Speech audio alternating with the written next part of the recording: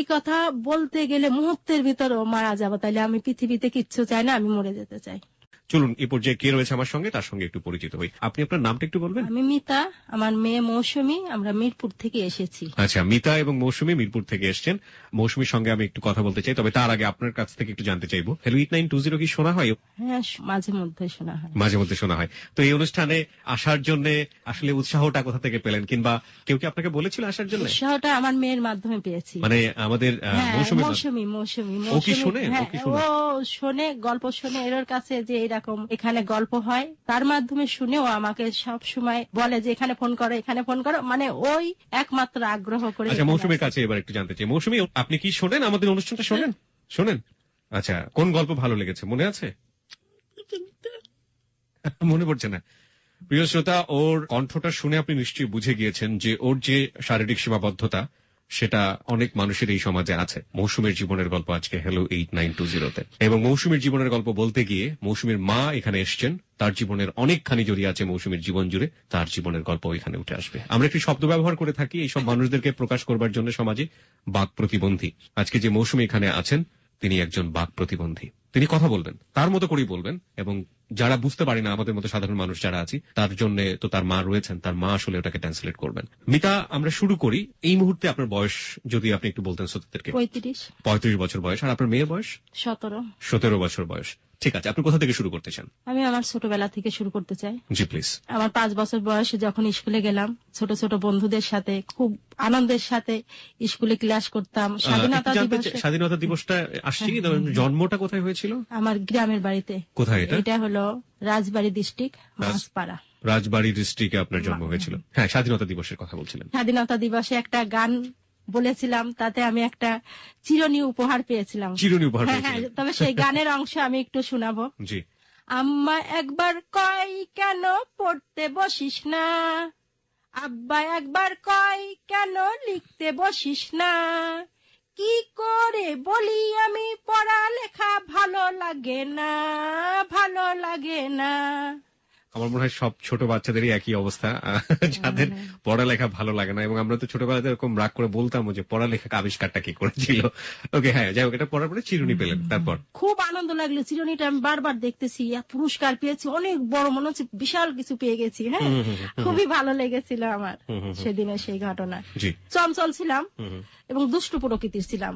আমার মা, আমি কোন দোষ করলে আমাকে ধরে মারতে পারতো না কখনো, মানে ধরতেই পারতো না। আমি আমার মায়ের হাতে জীবনেও মার খাইনি। হ্যাঁ। কয় ভাই বোন ছিলেন আপনারা? আমরা 5 বোন 6 ভাই। আচ্ছা, আপনি কি সবার বড় না? আমি বোনের মধ্যে 3 নম্বরে। আচ্ছা, তারপর? আমার আম্মা আবার বেশ গরু ছিল, আমাদের বর্গা টর্গা দেওয়া থাকতো গ্রামে। আচ্ছা, বাবা কি করতেন? আমার বাবা আকমারাই কলের এজেন্ট ছিল, আর হোমিওপ্যাথিক ডাক্তার ছিলেন। আচ্ছা। আমাদের বাড়ির কাছে একটা বাঁশের সাঁকো ছিল, আমি প্রায় গিয়ে ওই বাড়ির থেকে দুধ নিয়ে আসতাম। আমি একদিন ওই বাঁশের সাঁকোর মাঝখানে এসে আমি পানিতে দুধ নিয়ে পড়ে গেলাম ওর মধ্যে, পানির মধ্যে। এখন আশেপাশে কেউ নেই, আমি পানির মধ্যে ডুবিয়ে নিচে চলে যাচ্ছি একেবারে। আবার যখন উপরের দিক উঠে আসতেছি তখন আমার মনে হচ্ছে এই বুঝি আমি বেঁচে গেলাম। আবার দেখি নিচে চলে যাচ্ছি, এভাবে মনে হয় 5-7 মিনিট। হ্যাঁ, সাঁতার জানতেন না? সাঁতার জানি না, আমি আজও সাঁতার জানি না। আচ্ছা। হ্যাঁ, আমি ভাবছি আর বাঁচলাম না। পরে আমাকে আমার বাড়ির কাছে একটা লোক আমাকে উদ্ধার করে। হ্যাঁ, এটা আমার স্মরণীয় ঘটনা। জি। আবার দুষ্টু ছিলাম তো, আমাদের বাড়িতে দালান আছে, বাঁশের মই আছে, তার উপর দিয়ে আমার আব্বা আমাদের নিয়ে উপরে বসে থাকতো, ভাই বোনদের নিয়ে বসে গল্প শোনাতো। প্রতিদিনই আমাদের নিয়ে ওখানে উঠতো বিকাল বেলায়। তো খুব মজা লাগতো। একদিন আব্বা বাড়িতে নেই, সেদিন আমি একাই ওখানে উঠে একেবারে মাথায় চলে গিয়েছি, এর মধ্যে হঠাৎ করে ওখান থেকে ধাপাস করে পড়ে গিয়েছি। ওই মুহূর্তে আমার আব্বা বাড়িতে ঢুকছে, আব্বা মোটর সাইকেল রেখে দৌড়ায় আমারে, ওরে আমার মেয়ে মারা গেল রে, হই থই করে দৌড়ায় বুকে জড়ায় ধরে নিয়ে ঘরে গেল। আমার আম্মা লাঠি নিয়ে, ধর ওরে মারবো। আমার আব্বা বুকে জড়ায় আলগে রাখলো। আমি উদ্ধার, মনে হচ্ছে এই চরম বাঁচা বাজলাম। মা খুব শাসন করতো? হ্যাঁ, মা শাসন করতো, আবার খুব ভালোবাসতো। আচ্ছা। আবার আর একদিন আমাদের ঘরের পিছনে বড় পেয়ারা গাছ, আমি মুড়ি খই নাড়ু নিয়ে বড় পেয়ারা গাছের মাথায় উঠে গিয়েছি। মাথায় উঠে খই আর ওই নাড়ু মুড়ি এগুলো খাচ্ছি। খাইতে খাইতে হঠাৎ করে ওই ডালেতে আমি ছুটকে পড়ে গেছি। কি করে যে আরেকটা ডাল আমি ধরে ফেললাম আমি নিজেও জানি না। পরে আস্তে আস্তে নেমে আসলাম, আমার মা বাবা কেউ জানলো না। প্রচন্ড দুরন্ত একটা শৈশব আমরা বলতে পারি, যে একেবারে দুর্দান্ত একটা শৈশব। এখনকার ছেলেমেয়েরা তো চিন্তাই করতে পারে না। যাই হোক, তারপর প্রায় আমার মামা বাড়ি যেতাম, খুব আনন্দ হই হুল্লা, খুব মজা লাগতো। আর আমার বাবা মোটরসাইকেল নিয়ে বহু ফল মূল মাছ অনেক কিছু নিয়ে যেত। আমার মামি মামারা খুব আনন্দ করে হই হুল্লাকে রান্না বান্না খুব মজা হতো। আর আমার আব্বা যখন আসতে হয়তো আমার মামা বাড়ি পুকুরে ডুব পারতাম, ঝাপাচ্ছি, আব্বা আসতেছে দৌড়ায় চলে আসতাম। আমার মামির মা, সে আমার নানি হয়, সে পান খেত, ওই খাটের নিচে পানের বাটা রেখে দিত। ওনার খাওয়া দেখতাম আমার খুব কৌতূহল, যে নানি পান খায় আসলে কি যেন, এটা কি মজার। আমি একদিন লুকায় খাটের নিচে ঢুকছি, ঢুকে ওই পান যত কিছু আছে সব মিলায় টিলায় গালে দিয়ে চাবাচ্ছি, চাবাতে চাবাতে আন্দে আমি ভীষণ ঘোরা ঘুরতেছি। হ্যাঁ, আমি কিচ্ছু টের পাচ্ছি না, আমি দিশাহারা হয়ে ঘরে অনেক সময় পর আস্তে আস্তে আমার স্বাভাবিক মতো লাগলো, আস্তে আস্তে বেরোয় আসলাম, কেউ জানলো না আমার এই ঘটনা। পরে গিয়েছিলেন আর কখনো পান খেতে ওখানে? ওই তখন পান খেয়ে যে আমি দাগটা পেয়েছি, এই জীবনে আর কোনোদিন পানের পাতাও আমি মুখে দিইনি। আমার মনে হয় মাঝে মাঝে বাচ্চাদেরকে এরকম চুরি করার সুযোগ দেওয়া উচিত। টেস্ট আসলে কেমন, সারা জীবনের কখনো খাবে না। ওকে, তারপর স্কুলে যেতাম, গান বাজনায় এগুলো খুব আগ্রহ ছিলাম। আবার এক স্বাধীনতা দিবসে গান গাইলাম, খেলা দিয়ে পুরস্কার পেলাম একটা প্লেট। হ্যাঁ, খুব আনন্দ। আমি নিয়ে বাড়িতে আসলাম, মা বাবার কাছে দিলাম। আমি যত আনন্দ পাই আমার মা বাবা অত আনন্দ পায় না। এভাবে আমার ছোটবেলার জীবনটা খুব চঞ্চল এবং বেশ আনন্দের ভিতর জীবন যাপন করতাম। আমার মা বাবারও খুব প্রিয়। আমি এভাবে লেখাপড়া করতে করতে আমার বাবা প্রায় ঢাকাতে আসতো, ঢাকাতে এসে একটা বাড়ি কেনে। ঢাকায় কোথায় বাড়ি কেনে? এই মিরপুরে। মিরপুর এরিয়াতে বাড়ি কেনে। কত সালের দিকে? 95 সালের দিকে। আসার পর এখানে আবার ভর্তি হয়, পরে আবার ওই গানের স্কুল, মানে আবৃত্তি, গান, অভিনয় এই সব কিছু শেখার জন্য আমিও গেলাম। ওখানে যাওয়ার পর যে সঙ্গীত একাডেমি খুলেছে তার নাম কায়সার, সে আমাদের সারেগামা শিখাতো, ওই গানের 2-1 কলি শিখাতো। যেহেতু ওই ছোটবেলাতে গান গেয়ে পুরস্কার পেয়েছিলেন, সুতরাং গানের প্রতি একটা আলাদা আকর্ষণ ছিল। তো ঢাকা শহরে আসার পরে মনে হলো যে না, এবার একটু গানটা শিখি। গানটা শিখি। আচ্ছা, শিখতে গিয়ে ওখানে মাসখানেক শিখা হলো। কায়সার শিখাতো, ওখানে কিছু ছেলেও ছিল মেয়েও ছিল। এভাবে 1 মাসের মধ্যে দেখি ছেলেটার আমারও ভালো লাগলো। হ্যাঁ, এ আমাকে পছন্দ করেছে। 1 মাসের ভিতরে আমার বাড়িতে বিয়ের প্রস্তাব আসে। কত বছর বয়স তখন আপনার? তখন আমার 16 বছর বয়স। কোন ক্লাসে পড়ছেন? 10-এ। ক্লাস 10 এর দিকে পড়ছেন, তখন কায়সারই আপনাকে বিয়ের প্রস্তাব দিয়ে দিল। বয়সের ডিফারেন্স কত ছিল? বয়সের ডিফারেন্স ছিল 10 বছর। 10 বছরের মতো ডিফারেন্স ছিল। এই গল্প আপনি আজকে আমাদের কাছে বলছেন, এগুলো কখনো মেয়ের কাছে বলা হয়েছে? ও আগ্রহ করেনি, ও সব সময় মানসিক অস্থিরতার মধ্যে থাকে, যার কারণে ও শুনতে চায় না। আচ্ছা, কি সেই মানসিক অস্থিরতা প্রিয় শ্রোতা? আমরা তো সেটা গল্পের প্রেক্ষাপটে আবিষ্কার করবই, কিন্তু মা আজকে এমন গল্পগুলো বলছেন, তার সন্তান আজকে পাশে বসে আছে যে কখনো হয়তো বা শোনেনি, এবং তিনি হ্যালো 8920 প্রথম জীবনের রঙিন শৈশব তার মতো করে তিনি আজকে আপনাদের সাথে বলছেন। বুঝতেই পারছেন হ্যালো 8920 কতটা সম্মানিত, যে মানুষ তার জীবনের অনেক ঘটনা যেগুলো হয়তো বা একেবারে কাছের মানুষ, প্রিয় মানুষের কাছে কখনো বলে না, কিন্তু আপনাদের কাছে এসে বলে। মৌসুমী, কেমন লাগছে মার এই শৈশবের গল্পগুলো শুনতে? ভালো লাগছে? আচ্ছা, মৌসুমী ভালো লাগছে। আর প্রিয় শ্রোতা, আমরা একটু বলে নিতে চাই, আজকে আপনারা নিশ্চয়ই জানেন যে যার জীবনের গল্প মূলত এখানে উঠে আসবেন সে হচ্ছে মৌসুমী। মৌসুমী একজন বাক প্রতিবন্ধী, তার মা তাকে সাথে করে নিয়ে এসছে তার জীবনের গল্প বলার জন্য, এবং তার জীবনের গল্পের সাথে তার মায়ের জীবনের গল্প ওতপ্রোতভাবে জড়িয়ে আছে, এবং যে কারণেই আমরা তার মার জীবনের গল্পটা কিছুটা আবিষ্কার করার চেষ্টা করছিল। তারপর কায়সারের আম্মা লোক পাঠালো যে বিয়ের প্রস্তাব। আমার তখন এত আনন্দ হচ্ছে, পৃথিবীর সব চাইতে বোধহয় আমি সুখী। আর এই মুহূর্তে আমার যাকে ভালো লাগলো তার সাথে আমার বিয়ে হয়ে যাচ্ছে এত সহজে, আমি বোধহয় পৃথিবীর সব চাইতে সুখী মানুষ। মানে কায়সারকে আগে থেকে ভালো লাগতো আপনার? 1 মাস যে নাটক করলাম তখন আমারও তারকে ভালো লাগলো। জীবনের প্রথম ভালো লাগা মানুষটাই কায়সার? হ্যাঁ, কায়সার। আচ্ছা আচ্ছা, ওকে, ভালো লাগলো। তারপর মা রাজি না মোটেই। আমার চাচারা বলছে ভালো হবে না বোধহয়, তবে শুধু আমার বাবার সম্মতিতে বিয়েটা কায়সারদের বাড়িতেই হয়। আচ্ছা, কোথায় ছিল কায়সারদের বাড়ি? কায়সারদের বাড়িও মিরপুরেই ছিল। ওরা ওর বাবা ওই সময় ওই গান শেখানো ছাড়া অন্য কোনো কাজ করতো? কায়সার জামানা ছবিতে এর একটু অভিনয় আছে। বড় লোকের ছেলে, ওদের অবস্থা অনেক ভালো ছিল। বগুড়াতে জমিদারি বাড়ির ছেলে। বগুড়াতে? হ্যাঁ, ওদের বাড়ি বগুড়া ছিল, জমিদার বংশ, ওদের বাড়ি অনেক বিশাল। গিয়েছেন আপনি কখনো বগুড়াতে? গিয়েছি। বগুড়া কোথায় ছিল? বগুড়া সূত্রাপুরে। সূত্রাপুরে বাড়ি ছিল। ওকে, বিয়েটা হয়ে গেল। বিয়েটা হয়ে গেল ওই বাড়িতে। তখন আমি ওখানে থাকলাম। তখন যেন আর সেই ভালো লাগতেছে না, কেমন যেন মুহূর্তের ভিতর মনে হচ্ছে ভূমিকম্প, কেমন যেন অন্যরকম হয়ে গেল সব। মুহূর্তের ভিতরে কেন এটা হবে? কায়সারকে দেখলাম, ভালো লাগলো একরকম, কিন্তু ওখানে আমার মা বাবা সবাই আমার যারা চলে আসলো, মনে হচ্ছে অন্ধকার হয়ে গেল। আচ্ছা আচ্ছা। হাহাকার ভিতরে কেমন লাগতেছে, এমন হচ্ছে কেন, এমন হচ্ছে কেন। পরে কাউসারের বাইরের থেকে যতটা ভালো লাগলো, কাছে গিয়ে বিয়ে হয়ে অতটা ভালো লাগলো না। কেন লাগলো না? মানে কি করলো? সেভাবে যেন একটা ভালোবাসার মাধ্যমে যে ভালো লাগা, এইগুলো আমার কাছে কিছু মনে হলো না। আমার তখন খুব অল্প বয়স, তারপরও মনে হলো না এরকম। মানে আপনার একটা প্রত্যাশা ছিল তার প্রতি, একজনকে ভালো লাগলো, বিয়ে হলো, তাহলে এমন হলো কেন? মানে তখন আর কোনো আন্তরিক আমাকে ওই ভালো লাগার একটা আকর্ষণ, কাছে আসলে যেমন একটা ভালোবাসার একটা আকর্ষণ মুহূর্ত, ওই রকম কিচ্ছু না।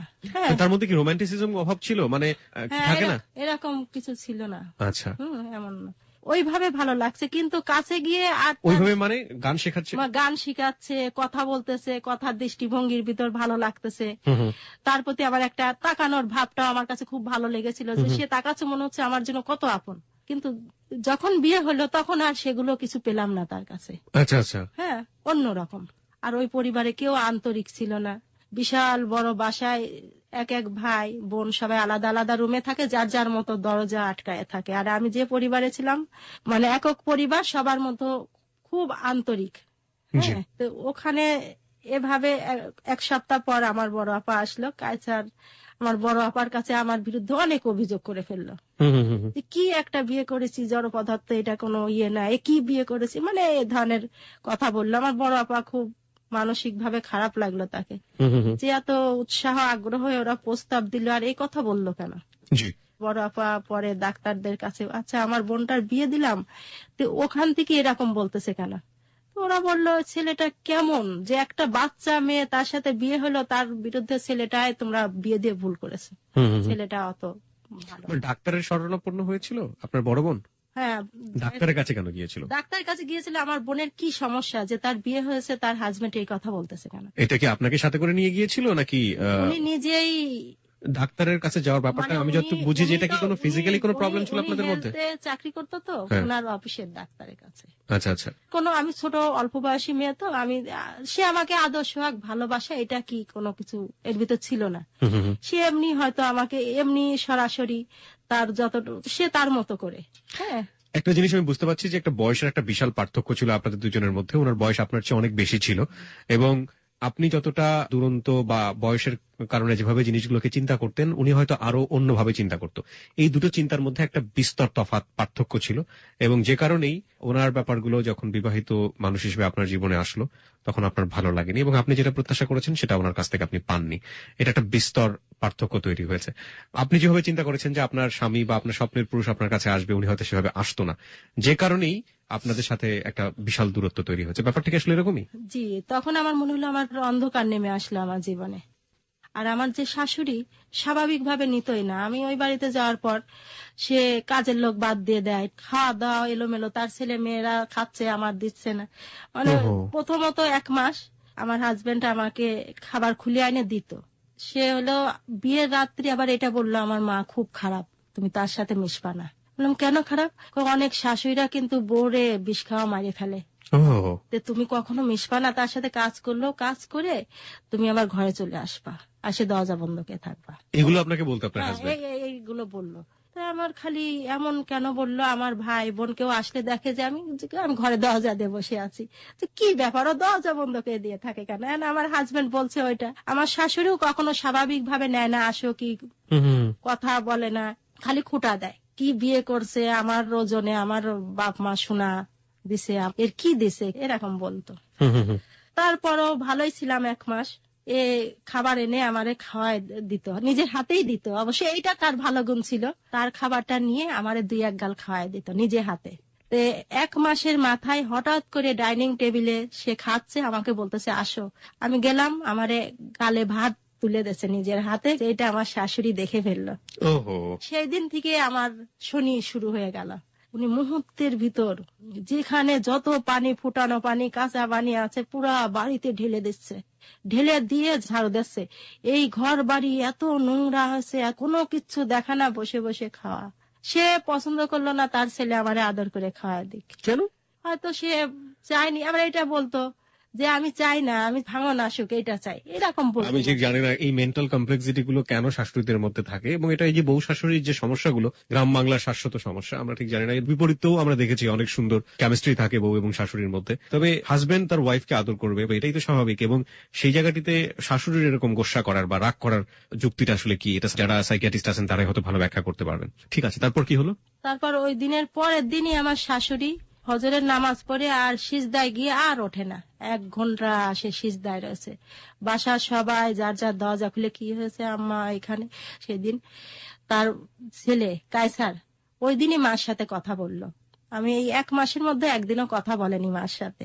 ওই দিন যখন কথা বললো মায়ের সাথে, তার ওই দিন মিল হয়ে গেল। পরের দিন থেকে কায়সার আমাকে আর ওই যে ভাতটা খাওয়ানো, ওইটা তো দূরের কথা, আমার সাথে কথাও বলে না। যখন তখন চট থাপ্পড়, কানের পর ঘুষি, এগুলো করে।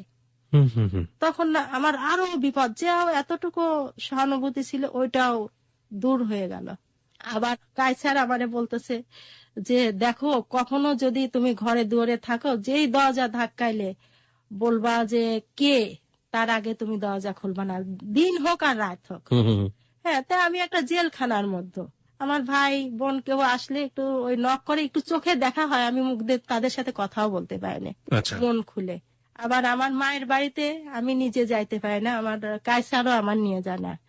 গেলে আমার শাশুড়ি তার সাথে করে নিয়ে যাবে, আমি 2টা কথা আমার মায়ের সাথে ভাই বোনের সাথে বলতে পারি না, আমার সাথে করে নিয়ে আসে।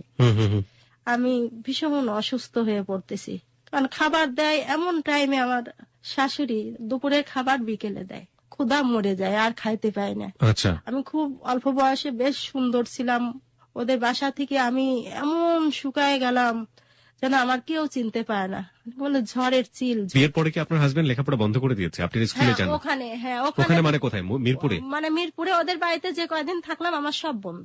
আচ্ছা, জেলখানা ওটা। আর এরা যদি কখনো বাইরে যায়, বাইরে কেচি গেটটা তালা মারিতে আমার একলা রেখে চলে যায়, আমার সামনে কোনো খাবারও দিয়ে যায় না। একদিন ভীষণ ক্ষুধা লাগছে, ছটফট করতেছি, আবার গেটও তালা মারা। এমন সময় আমার একটা ভাই, আমার সেজো ভাই, ভাইটা খুব ছোট, ক্লাস 3-তে পড়ে, কাছাকাছি বাসা তো, ও আসছে। ওর কাছে আমি বলতেছি আমার না খুব ক্ষুধা লাগছে।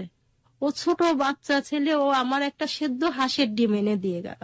মাঝে আমি এই স্মৃতিটা ভুলতে পারি না, আমার ভীষণ কষ্ট লাগে। তো ওখানে আমি এমন ভাবে, আমি কি অপরাধ, আমি একটা বাচ্চা মেয়ে, অল্প বয়সী, এই বয়সে কারোর বিয়ে হয় না, এটা কৈশোরকাল। আমার ভালো লাগার কারণে আমার মতেই বিয়েটা হয়, আমার বাবা মা চাপায়নি। সেখানে আমার জীবনে এত করুণ হয়ে গেল, আমি কি করে বাঁচবো, আমি আর বাঁচতে পারতেছি না। এভাবে আমার মা বাবাও একসময় খুব কম আসে তো সেখানে কোনো আন্তরিকতা পায় না। আমার বড় ভাই একদিন আসছে, গেটের বাইরেতেই ওরা বিদায় দিয়ে দিল।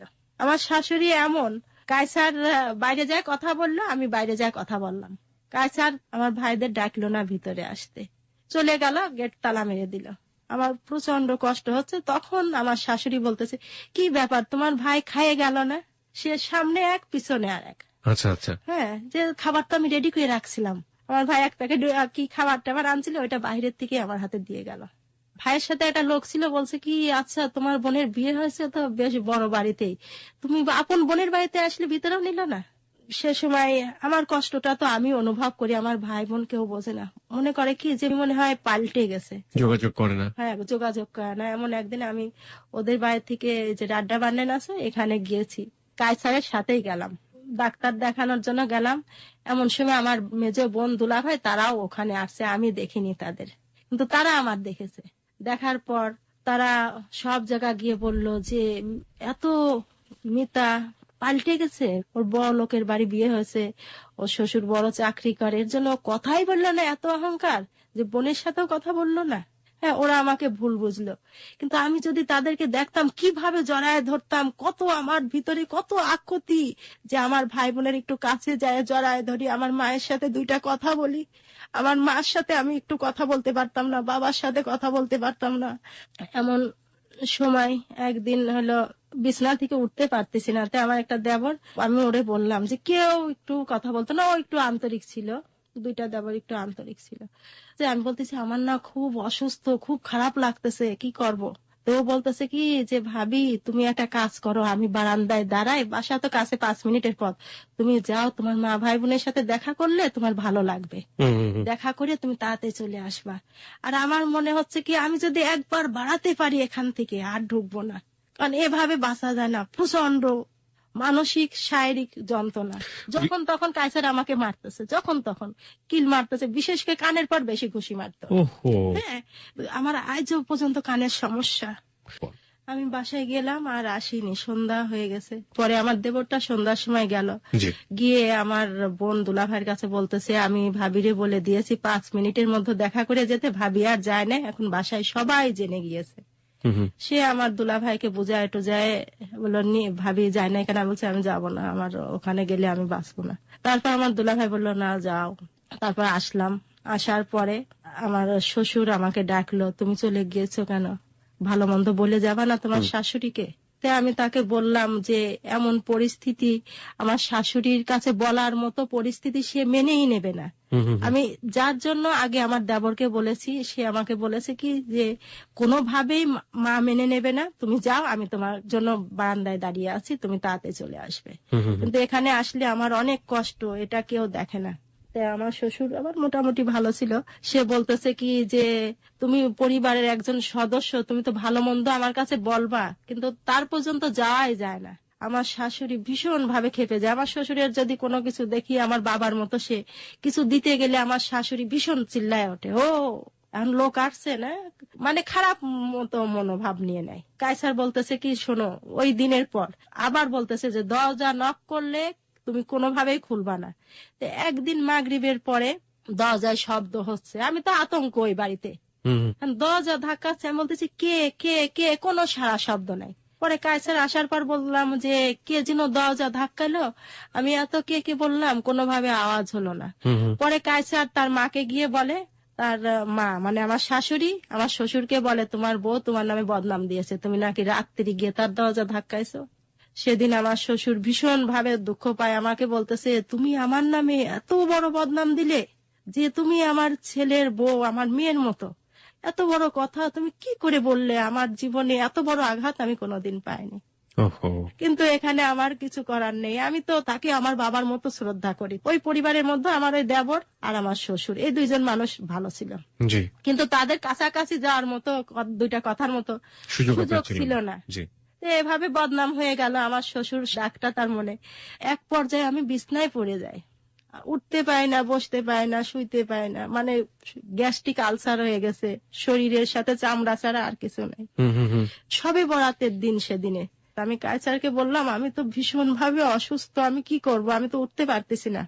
এদিকে আমার শাশুড়ি বিরাট এক হাড়িতে 10 কেজি বুটের ডাল সেদ্ধ দিয়েছে, ওনার ধারণা যে ওইটা আমার দিয়ে বাটাবে, আমি ওইটা কি করে বাটবো।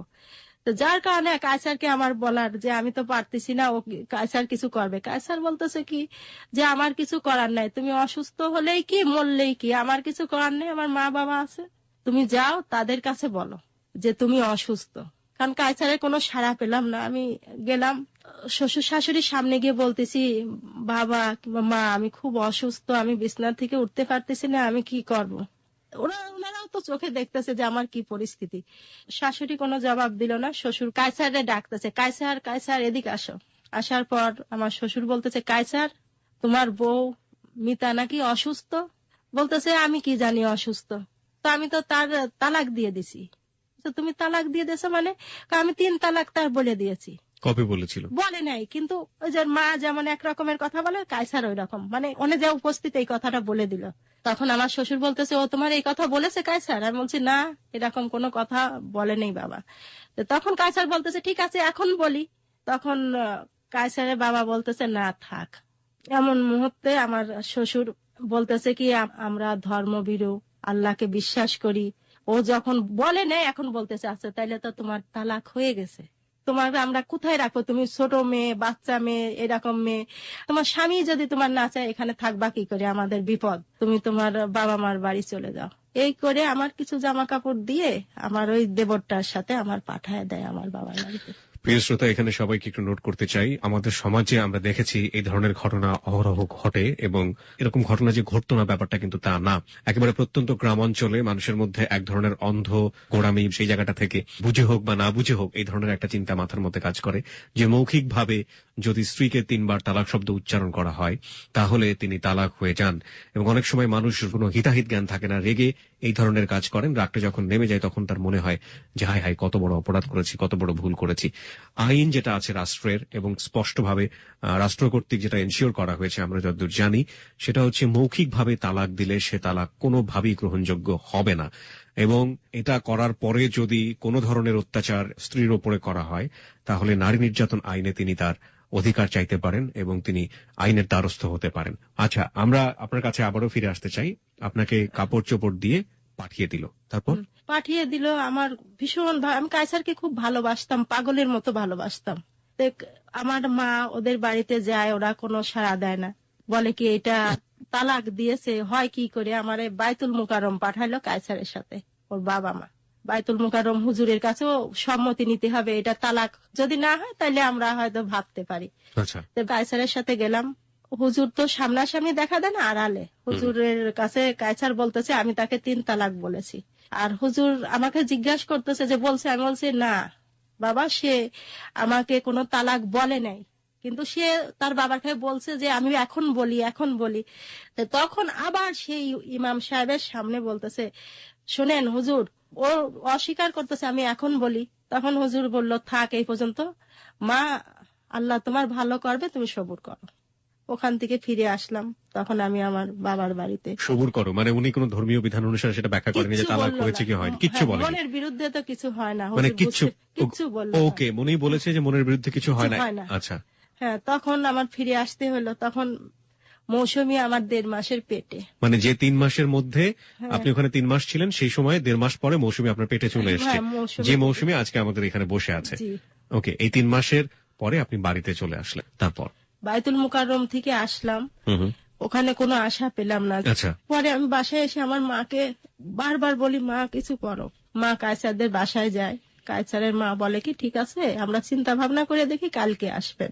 আমি খুব আশা করেছিলাম যে আমার মা ভালো কোনো সংবাদ নিয়ে আসবে, কিন্তু এমনও মুহূর্তে খবর পেলাম আমার মা দেখি আসছে, খুব মুখে কান্না ভাব দেখে আমি বুঝতে পারলাম যে নিশ্চয়ই কোনো ভালো সংবাদ না। আমি জিজ্ঞাসা করলাম মা কি হয়েছে, কোনো খবর নেই। মা বলতেছে ওর মা বললো কি বিয়েটা তো কাচের গিলাস যদি ভেঙে যায় সেটা কি আর জোড়া লাগে। আমার আর কিছু করার থাকলো না। আমি তখন থেকেই আমার মা বাবা ভাই বোনের সাথে থাকি, এর ফাঁকে লেখাপড়া করি। মৌসুমী আমার পেটে, আমার মনে অনেক আশা স্বপ্ন আসে যে একমাত্র আমার বাচ্চাটা আমার অবলম্বন, তাকে আমি জীবনে সুন্দর করে অনেক বড় ভালো করে মানুষ করব, ওকে ডাক্তার বানাবো। আমি ডাক্তারের কাছে গেলে আমার ভাই কিংবা আমার মা এরাই আমাকে নিয়ে যায়। আপনার হাজবেন্ড কি জানতো যে আপনি সেই সময়টাতে কনসেপ্ট করেছেন? আমার মা তাদেরকে জানায়, তাদের তাও কোনো সহানুভূতি ভালো মন্দ কোনো কিছু সাড়া দেয় না। কাউসারও এটা জানার পরে কোনো কিছু বলেনি? না, কোনো সাড়া দেয় না। তবে আমার বোনরা বলতেছিল তুমি এই বাচ্চাকে নষ্ট করে দাও, কোনোভাবেই রাখতে দেবে না। আমি জানি যে এটা আমার একমাত্র বেঁচে থাকার অবলম্বন, আমি একে কোনোভাবেই হারাবো না, কারণ আমি কাউসারে পাগলের মতো ভালোবাসতাম। আমার এইটা ছিল যে আমি সারা জীবন তার অপেক্ষায় থাকবো, আর আমার বাচ্চাকে আমি তেমন করে তৈরি করব। অনেক রকমের স্বপ্ন আমি আমার বাচ্চাকে নিয়ে দেখতে থাকি। প্রচন্ড মানসিক কষ্ট। আমি কাউসারদের সাথে আমাদের কোনো যোগাযোগ হয় না। এভাবে একটা হেলথের চাকরি নিই। আপনাকে কাজটা কি জোগাড় করে দেয়? এটা একটা এনজিও। সেই ডাইরেক্টরকে বলি আমি তো খুব মানসিক ভাবে ভেঙে পড়েছি, আমি কোনো কর্মের মধ্যে না থাকলে আমি বাঁচতে পারতেছি না, আমি লেখাপড়া করি, আমি এসএসসি পরীক্ষা দেবো। তো বলছে ঠিক আছে তুমি আসে এখানে করো। ওনার সাথে যোগাযোগ করেছিলেন কিভাবে? বাসার কাছাকাছি একটা প্রজেক্ট ছিল। আচ্ছা, সেই প্রজেক্টের মাধ্যমে যোগাযোগ হয়। আচ্ছা, মৌসুমী কে নিয়ে আমি 100 দিনের প্রশিক্ষণ দিই কাকরাইল। মৌসুমীকে নিয়ে মানে কি? মৌসুমী আমার পেটে। কিসের প্রশিক্ষণ নিলেন? ওই ফ্যামিলি মানে মা ও স্বাস্থ্য, ফ্যামিলি প্ল্যানিং এর উপরে, মা এবং শিশু স্বাস্থ্য।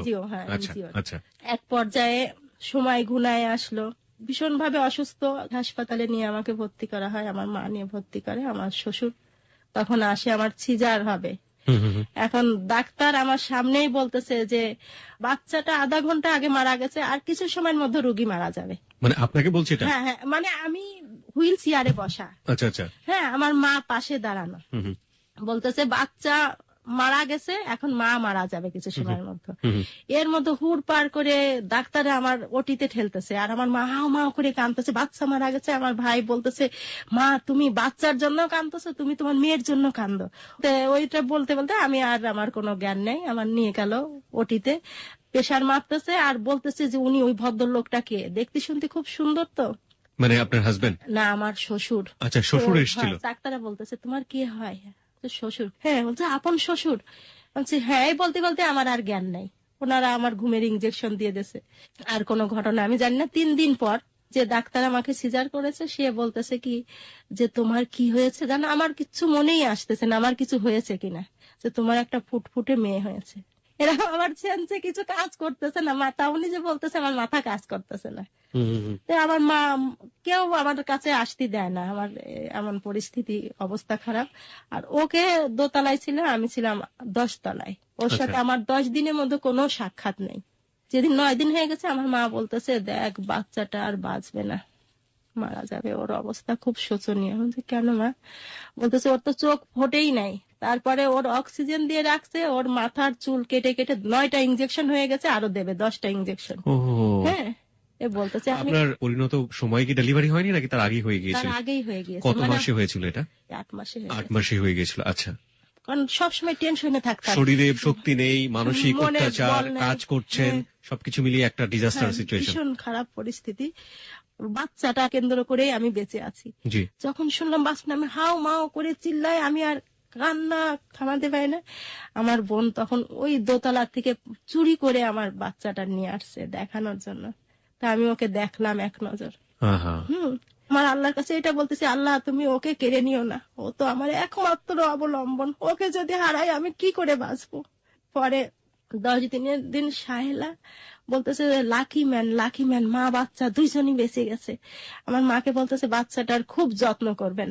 যখন হাসপাতাল থেকে বাড়িতে আসলাম, খুব ছোট্ট, একেবারে 3 পাউন্ড। অনেকে বলতে বিড়ালের বাচ্চার মতো। বুঝতে পারছে না, 1 মাসের ভিতর ওর পরিবর্তন হয়ে গেল, বেশ বাইরে টেরে সুন্দর হয়ে গেল। কাউসার কি আসলো না দেখা করতে? না, কাউসার আসলো না। আচ্ছা। আমি এর ফাঁকে ওর একটু বড় হয়েছে নিয়ে আমি গেছি যে কাউসারের মনোভাব কি। বলতো মা আম্মা ওকে যেতে বলো, মানে আন্তরিকতা কিংবা তার বাচ্চা এগুলো কিছু মানে মনোভাব ছিল না ওর প্রতি। আচ্ছা ঠিক আছে, তারপরে যেটা বলছিলেন, হ্যাঁ ওকে নিয়ে আসলেন। ফিরে আসতাম আবার। ও দিন দিন তো বড় হতে লাগলো। 1 বছর বয়স যখন হয়ে গেল হাঁটতে শিখলো। তো এটা ওইটা মা মা আম্মা আব্বা এটা বলে। হ্যাঁ, আর অন্য কোনো শব্দ আসে না ওর মধ্য দিয়ে। তখন আমাদের পাশে একজন বলে কি এই তোর বাচ্চাটা অন্য কিছু বলে না, ওরে একটু ডাক্তার দেখা। পরে আমরা নিয়ে মহাখালীতে গেলাম, ওনারা তখন বলল শ্রবণ প্রতিবন্ধী, ওর কানের সমস্যা। 70 হলে একেবারে খারাপ হয়, ওর 60 কিছুটা ভালো আছে। এটা কত বছর বয়সে আবিষ্কার করলো? 1.5 বছর হয়নি তখন। 1.5 বছর বয়সে মহাখালীতে এটা বলে দিল যে ও আসলে শ্রবণ প্রতিবন্ধী। হ্যাঁ, শ্রবণ প্রতিবন্ধী। ওর আসলে মুখে কোনো সমস্যা নেই, কিন্তু ওর কানের সমস্যা। কানের সমস্যা। আচ্ছা। তখন ওনারা বললো মেশিন ব্যবহার করলে ওর পরিবর্তন আসবে, ও কথা বলা শিখবে। আর আপনার প্রতি সপ্তাহে সপ্তাহে আসতে হবে, এসে ক্লাস করবেন, কিভাবে কি নিয়ম আমরা শিখাবো, ও 2 বছরের ভিতর কথা শিখে যাবে। আচ্ছা আচ্ছা। তখন ওই যে আমি তো আবার চাকরি করি, এর ফাঁকে পরীক্ষা দেব, তার ফাঁকে ওর সপ্তাহে 2 দিন করে আমি নিয়ে যাই, 1 ঘন্টা করে ক্লাস করি, কিভাবে ওর কথা শিখাইতে হবে এ সম্পর্কে ক্লাস।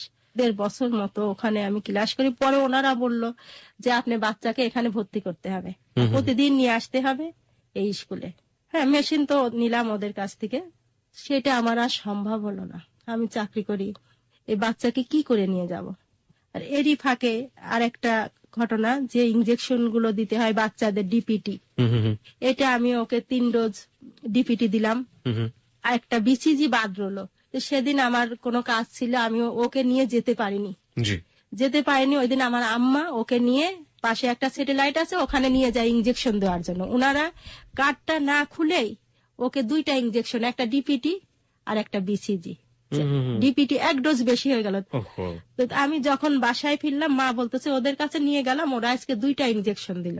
আমি এবার দেখলাম পায়ে একটা হাতে একটা। আমি দৌড়ায় ওদের ওখানে গেলাম, ডাক্তার ছিল, আমি বললাম আমার বাচ্চার তো ইনজেকশন দিও, আর ডিপিটি 3টা, তো কেন আরেকটা দিল? ডাক্তার বলতেছে কার্ড দেখি।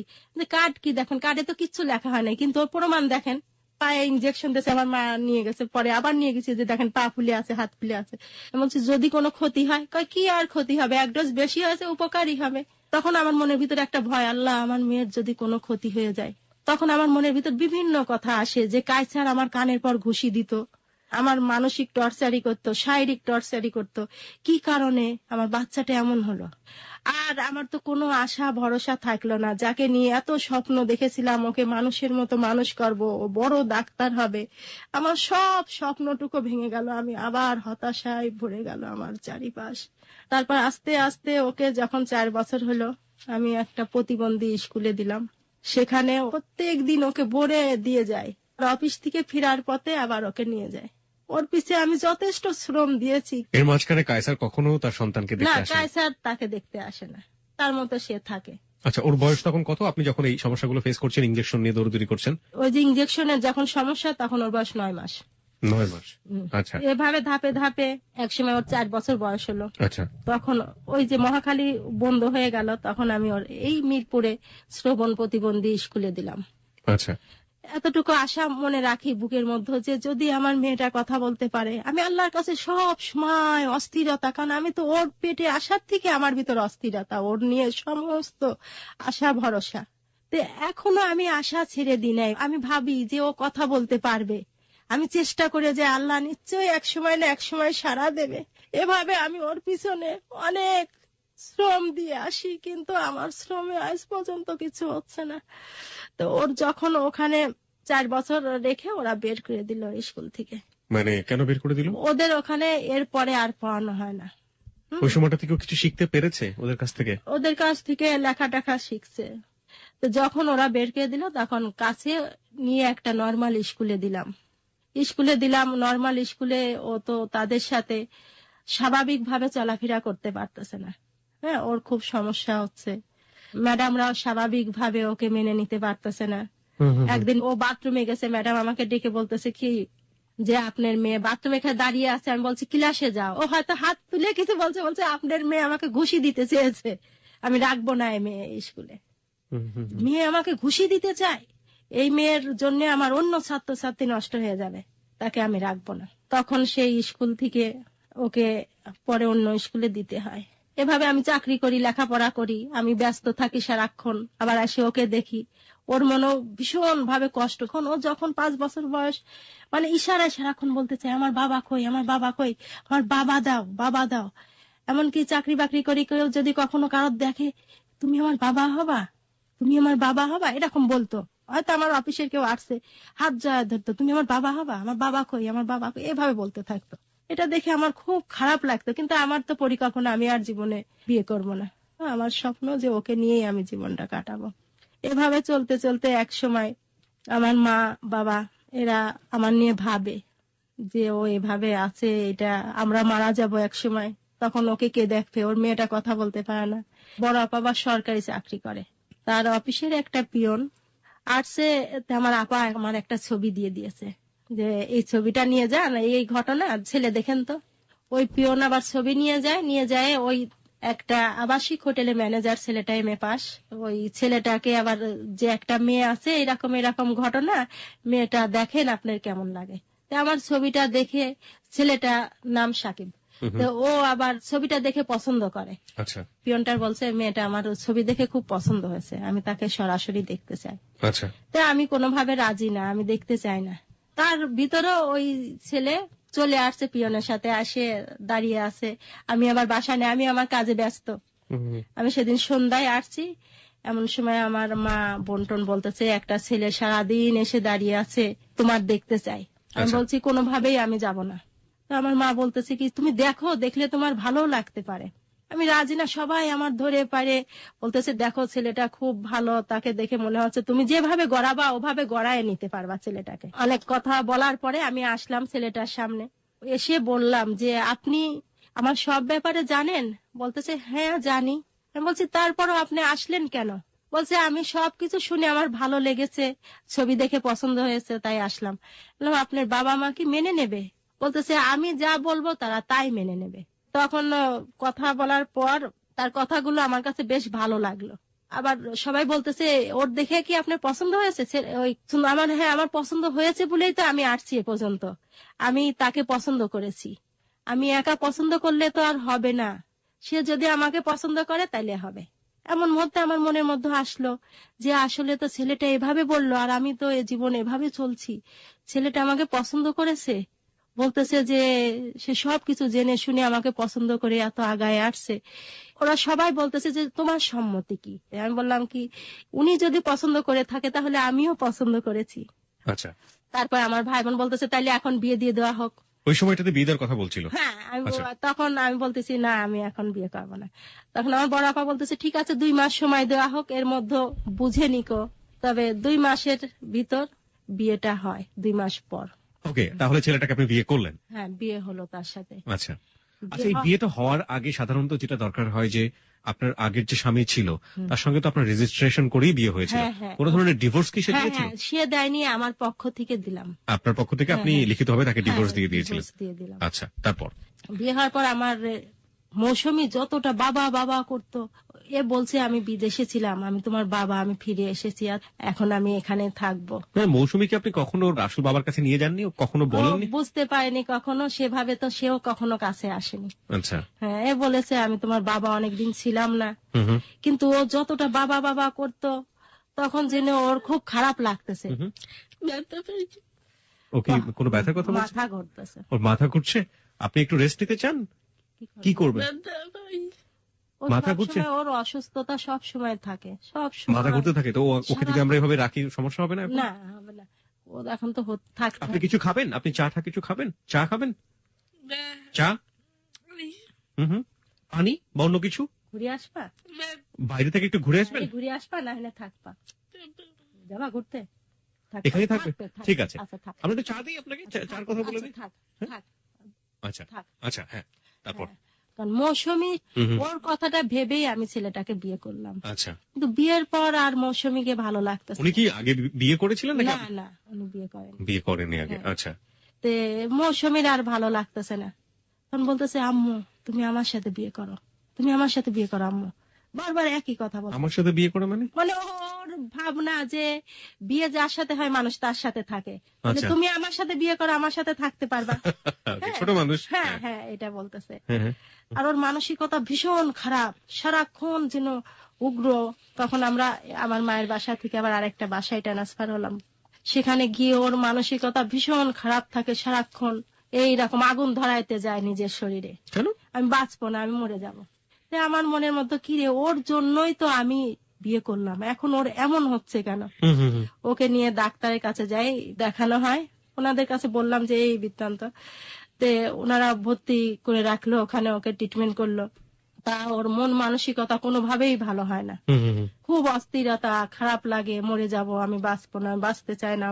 আমার তখন কষ্টটা আরো বেড়ে গেল, ওর জন্য আমি বিয়ে করলাম আর ও এমন করতেছে, তা আমার এখন কি করার? আমার মনে কোনো শান্তি নেই। অবশ্য সাকিবও ভালো মানুষ, মানে সব সমস্যা মেনে নিচ্ছে, সে কোনো আপত্তি করতেছে না। এভাবে ওর ট্রিটমেন্ট করলাম, অনেকদিন ওষুধ খাওয়ালাম। ওখানে ডাক্তারদের একটা বৈঠক বসলো, 26 জন ডাক্তারের মাঝে ওখানে আমাকে ডাকা হলো মৌসুমীকে নিয়ে। ওখানে একটা মুরব্বী ডাক্তার ছিল, সে বলতেছে দেখো মা, আমি তোমার বাবার মতো, তোমার মেয়ের যে সমস্যা, এখন এই সমস্যা থাকবেই, এটা ও মানসিক ভাবে সব সময় আঘাত পেয়ে আসছে। আমি যেভাবে আঘাত পেয়ে আসছি ওর ওইভাবে আঘাত। আমার কাছে একটা ব্যাগ ছিল, বলতেছে কি মা, তোমার কাছে যে ব্যাগটা আছে এই ব্যাগে তুমি কয় কেজি চাউল নিতে পারবা? 2 কেজি। তো বলতেছে 2 কেজি নিতে পারবা, তোমার এখন 20 কেজি চাউল নিতে হবে, কিভাবে নেবা কও? তা আমি বলতেছি যে আমি 20 কেজি, তাহলে 2 কেজি করে আমার 10 বার আসতে হবে, 10 বার এসে এসে নিয়ে যাব। বলতেছে ঠিক এভাবে তোমার মেয়ের কথা ভেবো, ও 2 কেজি বহন করতে পারে, ওর উপর কখনো 20 কেজি চাপানো যাবে না। আচ্ছা আচ্ছা। বলতেছে ওর প্রতিভা আছে কিন্তু বিকাশ হচ্ছে না, ও সব পারে, রাঁধতে, খাইতে, কাজ করতে, সমস্ত কিছু ওর প্রতিভা। ও যে আমার বড় আপা যে সরকারি চাকরি করে, সমস্ত খাতা টাতা ওই লিখে দেয়। ডাক্তার বলতেছে ওর সবই পারে, কিন্তু ও একা একা কখনো চলতে পারবে না, কেউ না কেউ ওকে পরিচালনা করতে হবে, দেখাশোনা করতে হবে। আচ্ছা, তার মানে আমাদের মৌসুমী রান্না বান্নাও করতে পারে? হ্যাঁ, শুধু এগুলো শিখেছে কার কাছ থেকে, শিখতো কিভাবে ও? ও দেখে দেখে, ঘরে সংসারে হয়তো দেখে এভাবে নিজে নিজেই শিখেছে। তা আমার মা দেখেছে হয়তো, এই দেখে দেখে। আচ্ছা, ওকে, ও হয়তো আমার কথা বুঝতে পারবে না, আপনি একটু জিজ্ঞেস করেন তো কি কি রান্না করতে পারে। আপনি আমার কথা বুঝতে পারছেন? তুমি কি কি রান্না করতে পারো বলো? সব ও সব রান্না পারে। ও প্রতিদিন নুডলস রান্না করে ওর ছোট ভাইকে খাওয়ায়। আচ্ছা। হ্যাঁ, প্রতিদিন ও পরোটা বানায়, পুরি বানায় বাসায়, সিঙ্গারা বানায়, এগুলো বানায়, সেমাই রান্না করে। কোনটা ভালো পারে একটু জিজ্ঞেস করেন তো। তুমি বলো কি পারো? সব পারো? ও সব রান্নাই পারে। ও পোলাও, আমাদের বাসায় রান্না হলে ওই করে, পোলাও, মাংস, যা কিছু রান্না ওই করে। আমি হয়তো মাঝে মধ্যে ওরকে হেল্প করি। বাহ, সমস্ত কিছু ওই করে, মানে ঘরের সমস্ত কাজ সে পারে। সমস্ত কাজ। আর ও চায় সব সময় পরিপাটি থাকতে, ভালো পরিবেশে থাকতে, ভালো বিছনার চাদর, সব সময় ভালো জিনিস চায়। সেটা ওকে দেখেও বোঝা যায় যে পরিপাটি করে এসছে এখানে। ও সব সময় এভাবেই থাকতে চায়। ও কোনোদিন আমার ছাড়া গেটের বাইরে হয়নি জীবনে। আচ্ছা আচ্ছা। হ্যাঁ, ওকে যখনই একটু এক পা বাইর হতে হলেও আমি সাথে বের হই। যেই ছেলেটাকে আপনি বিয়ে করলেন, ওর তো বাবা হিসেবে সে আসলো, দেখা ও কতটুকু সাপোর্ট দিত ওকে? মৌসুমীকে? ওই ছেলে, হ্যাঁ, সাকিব, ওকে মোটামুটি সাপোর্ট দিত, ওকে সান্ত্বনা দিত। তুমি বুঝো না কেন, আমি এতদিন আমার কাজে বিদেশে ছিলাম। কিন্তু ও পারতো, মন থেকে মানতে পারতো? ও মানতে পারতো না। ও শুধু তখন চায় কি আমি আমার মায়ের সাথে এতদিন একা ছিলাম, আমার ওইটাই ভালো ছিল। আর যদি থাকতে হয় দুইজনের, আমি মাঝখানে থাকবো। রাতেরবেলা ঘুমের সময় সমস্যা হয়? ঘুমের সময় আমি দুইজনের মাঝখানে থাকবো। হ্যাঁ, ও ভাবতো কি যে আমি বোধহয় পর হয়ে যাচ্ছি, এটাই হয়তো ওর ভাবনা ছিল। এভাবে ও সব সময় একটু থেকে একটু হলেই। না না, আপনার ঘুমের জন্য না, শ্রোতা একটু বলে রাখি, একটু একবার মাথা ব্যথা করছিল, যে কারণে ওকে আমরা এক কাপ চা দিয়েছি। ও যেটা বোঝানোর চেষ্টা করছে, আমার তো ঘুম আসেনি। আপনার মাথা ব্যথা কমে যাবে, আপনি চাটা খান, ভাল লাগবে। কি বলছো? দুটো বলছে, 2 বার খেয়েছি। ও আচ্ছা, আবার খান, কোনো সমস্যা নাই। আমাদের এবিসির চা খুব ভালো চা। পেট ভরে গেছে চাকে। আচ্ছা ঠিক আছে, থাকুক, ওর সামনে থাকুক, ও রিল্যাক্সলি যদি খায় তো খাবে। হ্যাঁ, বলুন তারপর। সাকিব, ও কিন্তু মানসিক ভাবে কোনোভাবেই ঠিক হয় না।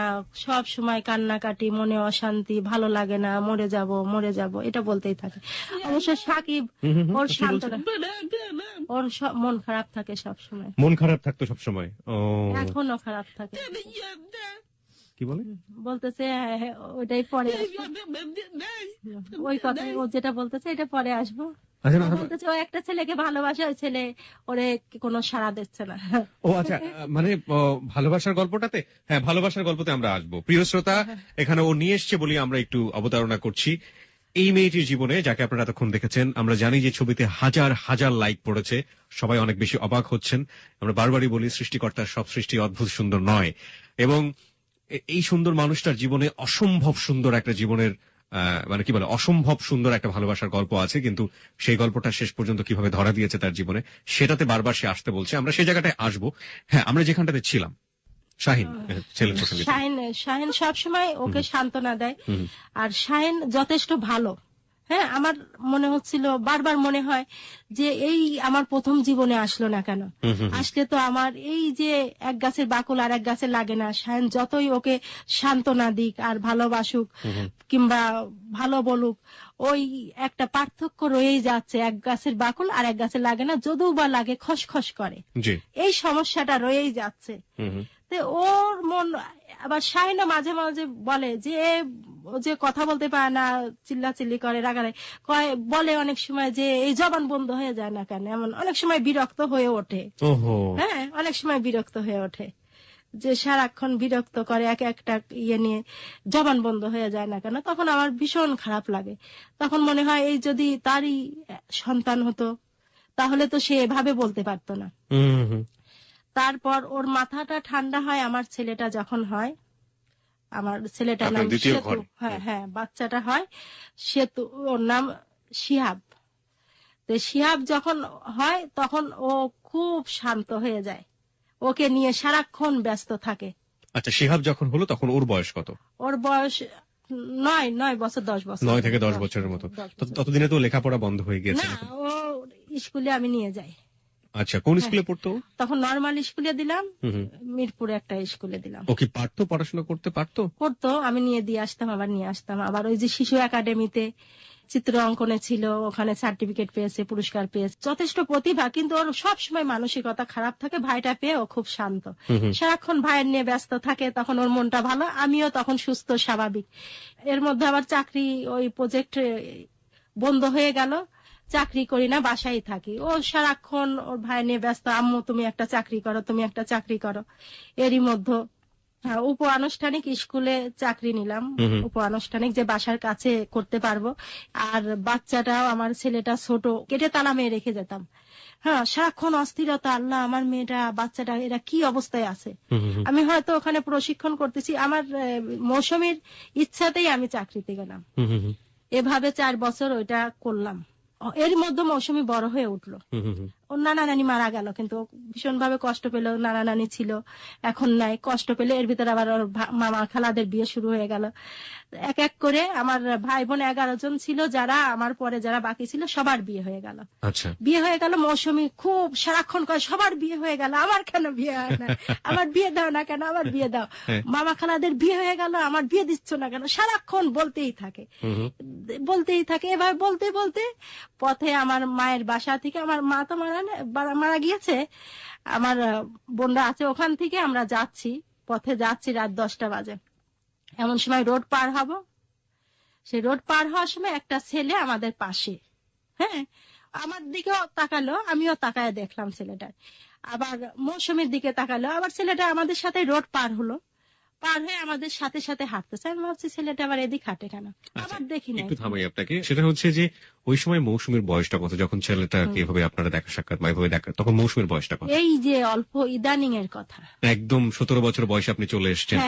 আচ্ছা, এই 17 বছর বয়সে আপনি আসলেন, খুব ভালো। কিন্তু আমরা একটু জানতে চাই খুব ছোট করে, এই আপনি কি এখনো দ্বিতীয় স্বামীর সংসারে আছেন? জি, দ্বিতীয় স্বামীর সংসারে আপনি এখন আছেন। তার এখন মানসিক অবস্থা কেমন? সে কি শারীরিকভাবে কিছুটা উন্নত, নাকি আগের মতোই আছে? শিহাব, যে স্বামীর ঘর সংসার করছে, সে ভালোই আছে, এখন ভালো আছে। আপনার এই ঘরে একটা সন্তান আছে, শিহাব, আর ওর বাবার নাম সাকিব। সাকিবের ঘরে আপনি সংসার করছেন, শিহাব হচ্ছে আপনার সন্তান। এই ঘরে আপনার সংসার কতদিন যাবত?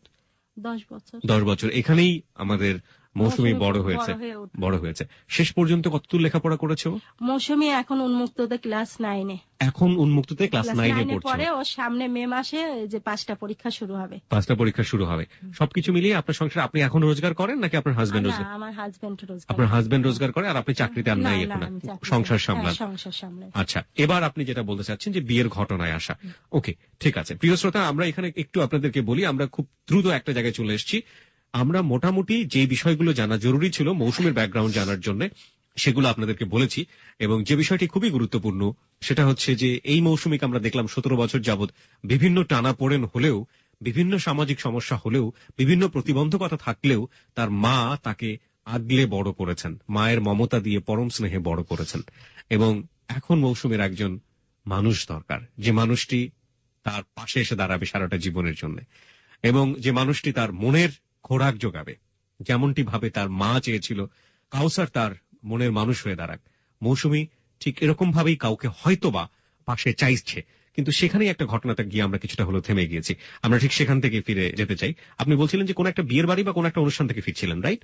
ফিরছিলেন কোথা থেকে? আমার বাবার বাড়ি থেকে ফিরতেছি। কোন ঘটনায় গিয়েছিলেন? না, এমনি আমরা মাঝে মাঝে ওখানে যাই। আচ্ছা, তো ফেরার পথে কোন একটা ছেলের সাথে দেখা। আচ্ছা, তারপর দেখা, ছেলেটা, আমরা হাঁটি, ছেলেও হাঁটে। মাঝে মধ্যে ছেলেটা হঠাৎ নেই, আবার দেখি ছেলেটা। এরই মাঝে আমরা যে পথে যাচ্ছি ছেলেটাও সে পথে। আমার মনে খটকা হচ্ছে, কি ছেলেটা আমাদের সাথে এদিকেই যাচ্ছে। হ্যাঁ, তো এর ভিতর ছেলেটা একটা দোকানে গিয়ে দাঁড়ালো। আমরা রোড পার হয়ে আমাদের বাসার পথে চলে গেলাম। পরের দিন ভোরে দেখা গেল মৌসুমী কাছে একটা মোবাইল নাম্বার ছেলেটা দিয়ে দিয়েছে। মৌসুমীর কাছে একটা মোবাইল নাম্বার? হ্যাঁ, ছেলেটা মোবাইল নাম্বার। আপনি কি দেখলেন? ও তো আমার পাশে, কখনো পিছনে, আগে পিছিয়ে এরকম হচ্ছে। আমার সাথে আমার ছেলেটাও আছে, ও আছে। এখন এরই ফাঁকে ছেলেটা ওর হাতে মোবাইল নাম্বার দিয়ে দিয়েছে, আমি একটু বুঝতে পারি নাই। কারণ ছেলেটাও তো আমাদের পাশাপাশি হাঁটতেছে। মৌসুমী কি কোনো সেলফোন ইউজ করতো তখন? না, মৌসুমী বাসায় ফোন ছিল, কাগজে লিখে দিয়েছে ছেলেটা। আচ্ছা, মানে মৌসুমীর হাতে একটা নাম্বার কাগজ দিয়েছে। দিয়ে আচ্ছা দিয়েছে। আচ্ছা, ওকে। তো এখন মৌসুমী বাসায় ফিরে রাত 10টায় ফিরলাম, ও তখন চুপচাপ, আমার কাছে কিছু বলেনি। পরের দিন ও SMS মেসেজ পাঠিয়ে দিয়েছে ছেলের কাছে ওই নাম্বারে? ওই নাম্বারে। আচ্ছা, এবং এটা কি, এই যে ফোনটা আপনার ছিল, সেই ফোনটা কি আপনার ফ্যামিলি ফোন, মানে সবাই ব্যবহার করতেন? হ্যাঁ, মানে আমি, মৌসুমী, এরাই ব্যবহার করে, আমার ছেলে। ও কি SMS লিখতে পারতো? হ্যাঁ, ও সব পারে। আচ্ছা আচ্ছা, ঠিক আছে। তারপর আপনি যে SMS টা পড়েছিলেন, জেনেছিলেন কিছু, কি ছিল SMS টাতে? ওর নাম ঠিকানা দিয়ে দিয়েছে, ওর নাম ঠিকানা, ওর মনের কথা, যে আমি তোমাকে ভালোবেসে ফেলেছি।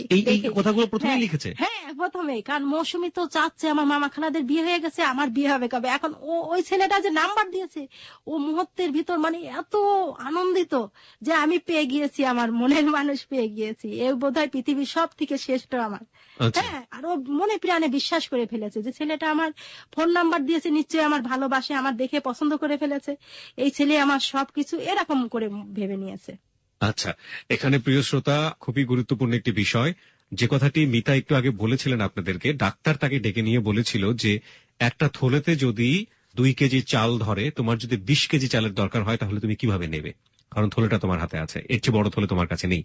মিতা কিন্তু খুব দারুণ একটা কথা বলেছিল, সেটা হচ্ছে যে আমাকে 2 কেজি করে 10 বার নিতে হবে। এটা হচ্ছে আমাদের মৌসুমীর ব্রেইনের ক্যাপাবিলিটি, মানে মস্তিষ্কের ধারণ ক্ষমতা। ওর কাছে বিয়েটা জরুরি, ওর জায়গা থেকে মনে করছে একজন মানুষ হলেই হয়। ও কিন্তু দেখতে অদ্ভুত সুন্দর, যারা ফেসবুকে আছেন তারা নিশ্চয়ই দেখেছেন ওকে। এবং এরকম একটা সুন্দর মেয়ের কাছে যে কোনো একটা ছেলে হয়তোবা তাকে দেখে ভালো লেগেছে, সে ফোন নাম্বার দিয়ে দিয়েছে, এবং ও ওর জায়গাটা থেকে মনে করেছে, যাক, আমার মামা খালা বা অন্যদের বিয়ে হয়ে যাচ্ছে, সুতরাং এবার বোধহয় আমার হবে, এরকম মনে করে ও সেই মেসেজের রিপ্লাইটা দিয়ে দিয়েছিল, সেখানে নিজের পরিচয়টা জানিয়ে দিয়ে। তারপরে কি হলো আমরা একটু জানি। হ্যাঁ, তারপরে ও ওই ছেলেকে মেসেজ দেওয়ার পর ওই ছেলে ফোন করে, ও আমার হাত পা জড়ায় ধরতেছে, আম্মু তুমি কথা বলো, তুমি কথা বলো, বারবার, যদি না ধরো আমি কিন্তু এখনই মরে যাব। হ্যাঁ, আমি দরজা বন্ধ করে দিলাম, আমি কারেন্ট ছিলাম, এরকম করতেছে, মানে কেমন অস্বাভাবিক হয়ে গেছে। আমি বলতেছি তুমি কথা বলো ছেলেটার সাথে। তো তখন আমি ছেলেটার ফোন ধরলাম, ধরে ছেলেটা বলতেছে, হ্যালো, আপনি কে? আমি আর আমার পরিচয় দিলাম না। আমি বললাম, আমি কেউ, কেন এর আগে মেসেজ যায়নি? বলতেছে, হ্যাঁ গিয়েছে। আমি বলছি, সেখানে নাম ছিল কি? আমি বলছি, তাহলে যার কাছে মেসেজ দিয়েছেন তার পক্ষ থেকেই ফোন যাচ্ছে কারণ। তখন বলছি মৌসুমী। আমি বলছি, তাও তো বলি নাই আমি। মাই গড, আমি দাঁড়ান, আমি ওয়াও, আমি ঠিক জানি না সামনে কি ঘটতে যাবে, but I feel something very extraordinary right now. একজন মা সন্তানকে কতটা লাভ করতে পারেন, একজন মা সন্তানের জন্য। এই যে ভদ্র মহিলাটি আজকে আমাদের এখানে আছেন, মিতা, তিনি খুব বেশি শিক্ষিত নন, এবং তিনি যে পরিবারে যেভাবে বড় হয়েছেন, আমি আসলে কি বোঝাতে চাচ্ছি আমি ঠিক বলে বোঝাতে পারবো না। তিনি তার সন্তানের জন্য তার ভালো লাগার মানুষকে ফোনে ফেস করছেন, প্রথম ফেস করা, এবং ফেসটাও করছেন এমন ভাবে মৌসুমীর হয়ে সে কথা বলছিল। অদ্ভুত একটা ফিলিংস, প্রিয় শ্রোতা। আমরা আবারও ফিরে যেতে চাই। আমরা এরকম গল্প আসলে সাধারণত মুভিতে দেখে থাকি, সিনেমাতে দেখে থাকি, কিন্তু ওই কথাটা বারবারই বলতে হয়, life is more than drama. জীবন নাটকের চেয়েও অনেক অনেক বেশি নাটকীয়। আচ্ছা, তারপর আপনি ছেলেটার সাথে কিভাবে কথা বললেন? আমি মৌসুমীর পক্ষ থেকে বলছি, মৌসুমী SMS দিয়েছে, মৌসুমী হই আর যেই হই ওর কথাই বলছি। হ্যাঁ, তো ছেলেটা আমাকে বলল, আমাকে, মেয়েটাকে আমার খুব ভালো লেগেছে। তুমি কি মৌসুমী? আমি কিছু বলি না। মৌসুমী, তোমাকে আমার খুব ভালো লেগেছে। হ্যাঁ, আমি চাই আমার মার সঙ্গে তোমার বাসায় প্রস্তাব নিয়ে যেতে। হ্যাঁ, আমি চুপচাপ নীরবে শুনে গেলাম, আমি রাখি বলে রেখে দিলাম, আর কিছু করণীয় নাই। পরে আবার ওই ও অস্থিরতা বোধ করতেছে, কখন কথা বলবো। অবশ্য ছেলেটার নাম রিন্টু। আচ্ছা, রিন্টু আমার কাছে তখন বললো আমার নাম রিন্টু। হ্যাঁ, আমি তখন জানলাম যে ছেলেটার নাম রিন্টু। তে আবার ওই ছেলের পক্ষ থেকে ফোন আসছে, যে বলতেছে, আপনি মৌসুমীর যেই হন, হয়তো মৌসুমীর বোন হবেন কিংবা কেউ হবেন, আপনি একদিন মৌসুমীকে আমার সাথে দেখা করান। হ্যাঁ, আপনি নিয়ে আসেন, মৌসুমীকে নিয়ে আসেন, আমি একটু দেখবো, কথা বলবো। হ্যাঁ, তা আমি রাজি না, কিন্তু মৌসুমী আমাকে বাধ্য করে ফেলতেছে, পা ধরতেছে, হাত ধরতেছে, জোর হাত করতেছে, তুমি না করলে আমি দুর্ঘটনা ঘটাবো। হ্যাঁ, আমি আবার বাধ্য হয়ে কিছু বললাম না, মৌসুমীর কথাই মেনে নিলাম। তো মৌসুমী আবার ওর ছোট ভাইয়ের সাথে ওই রিন্টুর সাথে কন্ট্যাক্ট করেছে যে দেখা হবে। আর আমার বলতেছে চলো আম্মু আমরা বেড়াতে যাব, আমরা চটপটি খাবো, হ্যান ত্যান। আমি আর জানি না যে ছেলেটার সাথে ওদের কন্ট্যাক্ট হয়েছে। আচ্ছা, হ্যাঁ, চটপটি খাওয়ার উদ্দেশ্যে ওদের নিয়ে গেলাম বেড়িবাঁধে, মিরপুর বেড়িবাঁধে নিয়ে গেলাম। এখন ওখানে ওদের চটপটিও খাওয়ালাম। এখন আমার থেকে ওরা দুই ভাই বোনে এক জায়গায় হয়ে ফিসফাস করে। বলছে কি ব্যাপার তোমরা ফিসফাস করতেছো কে? আবার ওর ছোট ভাইয়ের হাতে কথা, কার সাথে কথা বলো আমার কাছে দিচ্ছে না। তখন মৌসুমী বলতেছে আম্মু আমি আর যে ছেলেটা পছন্দ করছি না ওই ছেলে আসবে। ওই ছেলে আসবে মানে? আমাদের সাথে কথা হয়েছে, শিহাবের সাথে ফোনে কথা বলছে, আসবে ওই বেড়িবাঁধে। হ্যাঁ বেড়িবাঁধে, হ্যাঁ ফুচকার ওখানে। আচ্ছা, আসবে। আমি বলছি না এখন চলে যাবো। তো এরই মধ্যে ছেলেটা একটা গাড়ি নিয়ে হাজির। আচ্ছা, হাজির। আমি ওখানে দাঁড়িয়ে আছি, ছেলেটা মৌসুমী বারবার দেখাচ্ছে আম্মু ওই যে ছেলেটা, ওই যে ছেলেটা। আমি না দেখার ভাব করে অন্যদিকে তাকিয়ে আছি। হ্যাঁ, পরে এরই মধ্যে ছেলেটা গাড়ি নিয়ে কাছে এসে হ্যালো হ্যালো করতেছে। হ্যাঁ, তারপর আমি তাকালাম, জি। পরে ছেলেটা নেমে এসে বলতেছে আপনি মৌসুমীর কি হন? বললাম আমি ওর মা হই। তখন সালাম দিল, বললো কি আমি ফোনে কথা বলেছি, মৌসুমীকে আমার ভালো লেগেছিল, কিন্তু ও যে কথা বলতে পারে না। আমি আবার এর মধ্যে বলেছিলাম যে দেখা ও জানার মধ্যে পার্থক্য থাকে, রিন্টুকে বলেছিলাম। জি। তারপরও ও দেখা করতে চেয়েছে। হ্যাঁ, মানে আপনি ডিটেইল বলেছিলেন ওর সম্পর্কে যে ও আসলে দেখা ও জানার মধ্যে পার্থক্য থাকে, ও তো কথা বলতে পারে না। হ্যাঁ, তারপরও ছেলেটা ওকে দেখতে চায় এরকম। তো পরে বেড়িবাঁধে যখন দেখা হলো, আমি বললাম আমি ওর মা। তো তখন সালাম দিয়ে আন্টি, আমি খুব ওকে পছন্দ করেছিলাম, ভেবেছিলাম যে আমার মাকে নিয়ে ওর বিয়ের প্রস্তাব নিয়ে যাব, কিন্তু মিস্টেক হয়ে গেল। আর আমি তো তখন জানলাম মৌসুমী ওকে দেখে পাগলের মতো করতেছে, ভালোবেসে ফেলেছে। আমি তখন ভাবলাম যে কি করব, আমি তো কোনোভাবে মানে দিশাহারা। তখন আমি ছেলেটাকে বললাম তোমরা কয় ভাই বোন? বলতেছে আন্টি আমরা 3 ভাই, আমার কোনো বোন নেই। বললাম দেখো বাবা, তুমি ওকে বোনের মতো দেখো। হ্যাঁ, তুমি একটা স্বাভাবিক মানুষ, ও তো স্বাভাবিক না, ওর সাথে বোনের মতো। কারণ মৌসুমী ওর জন্য পাগলের মতো করে, যার জন্য ওকে বললাম ওর যে বোনের মতো করে স্নেহ করে, তাহলে ও এক সময় মৌসুমী স্বাভাবিক হয়ে যাবে, যে ছেলেটা আমাকে, রিন্টু আমাকে বোনের মতো দেখে। হ্যাঁ, ওকে সতর্ক করে দিলাম, এটাও বললাম ও স্বাভাবিক না, তুমি ওর সাথে বোনের মতো বসো। তো ওরা ওখানে আইছি, আন্টি খান। আমি কোনোভাবেই খাবো না, জোর করে খাওয়ালো। ওখানে পাশে একটা হোটেল ছিল। আমার মনে ভিতর খটকা, পাচারকারী কিনা। আমি তো ছেলেটা তখনও চিনি না, কোথায় বাসা, কি বৃত্তান্ত। হ্যাঁ, ছেলেটা পাচারকারী কিনা আমার ভিতরে প্রচন্ড ভয়। কিন্তু মৌসুমীর আমি না বলতে পারবো না, না বললেও দৌড়ায় যায়, ঝাঁপ দেবে কিংবা কারেন্ট ধরবে, গাড়ির নিচে পড়বে। হ্যাঁ, এরা করে থাকে। হ্যাঁ, ওকে আমি রক্ষা করতে পারবো না। ও যা বলতেছে তাই আমাকে মেনে নিতে হচ্ছে, অসহায়ের মতো। হ্যাঁ, তে এর জন্য ছেলে রিন্টুকে সতর্ক করলাম। ওই মৌসুমীকে আমাদের বলতেছে গাড়িতে ওঠেন, আপনাদের নামিয়ে দেবো। আমি বলছি আমার গাড়ির চড়া অভ্যাস নেই, আমার বমি আসে, আমার খারাপ লাগে, আমি গাড়িতে উঠবো না। মৌসুমী উঠতে চাই, মৌসুমী বলতেছে ওঠো গাড়িতে, না হলে কিন্তু ওই ইশারায় বারবার আমার ইয়ে করতেছে। আমি মনে হচ্ছে যে পাচারকারীর পক্ষে পড়ি, তাহলে তো পাচার হয়ে যাও। মনে দোয়া পড়তেছি আর ভয় পাচ্ছি, আল্লাহ কোথায় উঠলাম, আমার সন্তান বলার কারণে আমার এখানেও উঠতে হলো, এখন আমাদের বিপদও হতে পারে, এরকম মনোভাব নিয়ে গাড়িতে উঠলাম। ছেলেটা আবার বলে দিল যে আমাদের বাসা এত এত নাম্বার। ওই দিন আসার পর আমি ওই ছেলের বাসা খোঁজ করি, এত নাম্বার বললো, আসলে বাসা নাম্বার কই। হ্যাঁ, মৌসুমী তো তাকে পাগলের মতো সবসময় মিস করতেছে, মনে করতেছে যে ওই ছেলে যেন ওরে কত ভালোবাসে। ওর ক্লাস উন্মুক্ততে শুক্রবারে ক্লাস হয়, ওখানে গিয়ে ও ছেলের কাছে ফোন দিচ্ছে বারবার, তুমি আসো তুমি আসো, আমি তোমার দেখবো। এখন নিজে থেকে কথা বলে, মানে ওই রকম করে। হ্যাঁ, ও মাঝে মধ্যে ফোন দিয়ে I love you I love you এরকম করে বলে। হ্যাঁ, তখন ও পাগলের মতো হয়ে গেছে, আসলো না, রিন্টু আসলো না। আমি ক্লাস করলাম, ও অপেক্ষা করতেছে, আসলো না কোনোভাবে। তখন আমার বোনও ছিল আমাদের বাসায়, ওই ছেলেটার কাছে আমরা ফোন, ও খাওয়া দাওয়া বন্ধ করে দিল, আমি খাবো না, ওই ছেলে না আসলে আমি খাবো না। হ্যাঁ, 2 দিন খাওয়া বন্ধ।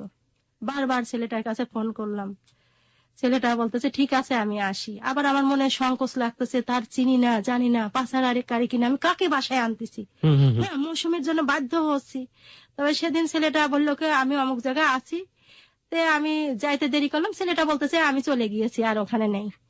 তারপর আমার মনে হচ্ছে তাইলে তো মিথ্যা, তাইলে সত্যি পাচারকারী এভাবে করতেছে। আমার খুব ভয় হচ্ছে, অথচ মৌসুমীর জন্য আমি বাধ্য হচ্ছি তার সাথে না জেনে শুনে তার সাথে যোগাযোগ করতে।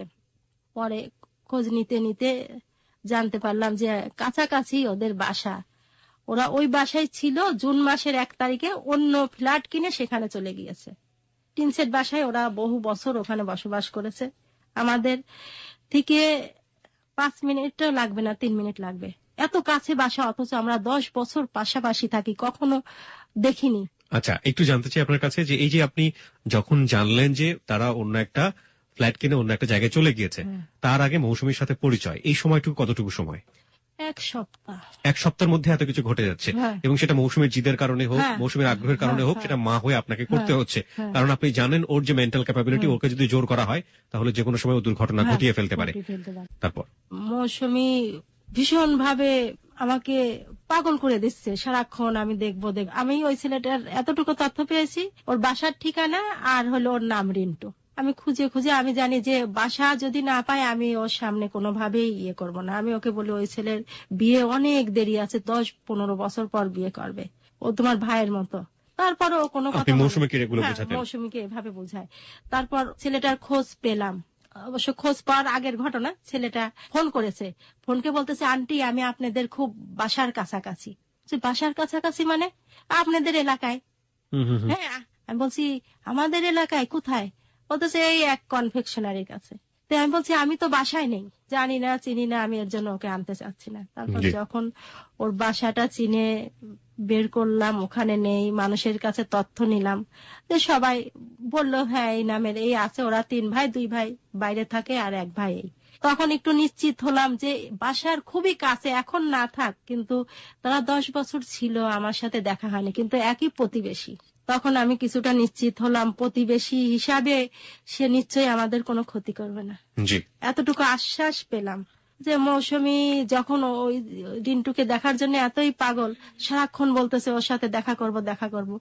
তো এক শবে বরাত, জুন মাসের যে শবে বরাত, আমি রিন্টুকে ফোন করলাম যে মৌসুমী তোমাকে দেখতে চায়, শবে বরাতের দিন আসবে? জি আন্টি, জি আন্টি আসবো। তো শবে বরাতের দিন সব রান্না বান্না, মৌসুমী খুব আনন্দের সাথে উৎসাহ যে আমি যাকে ভালোবাসি সে আসবে। মৌসুমী ভাবতেছে সে ওর পৃথিবীর সবকিছু, এত আনন্দ, এত খুশি। কিন্তু আমার মনের মধ্যে একটা ভয় রয়ে গেছে, আমার জীবন থেকে আমি তো জানি ভয় কেমন, ও তো কিচ্ছু বোঝে না।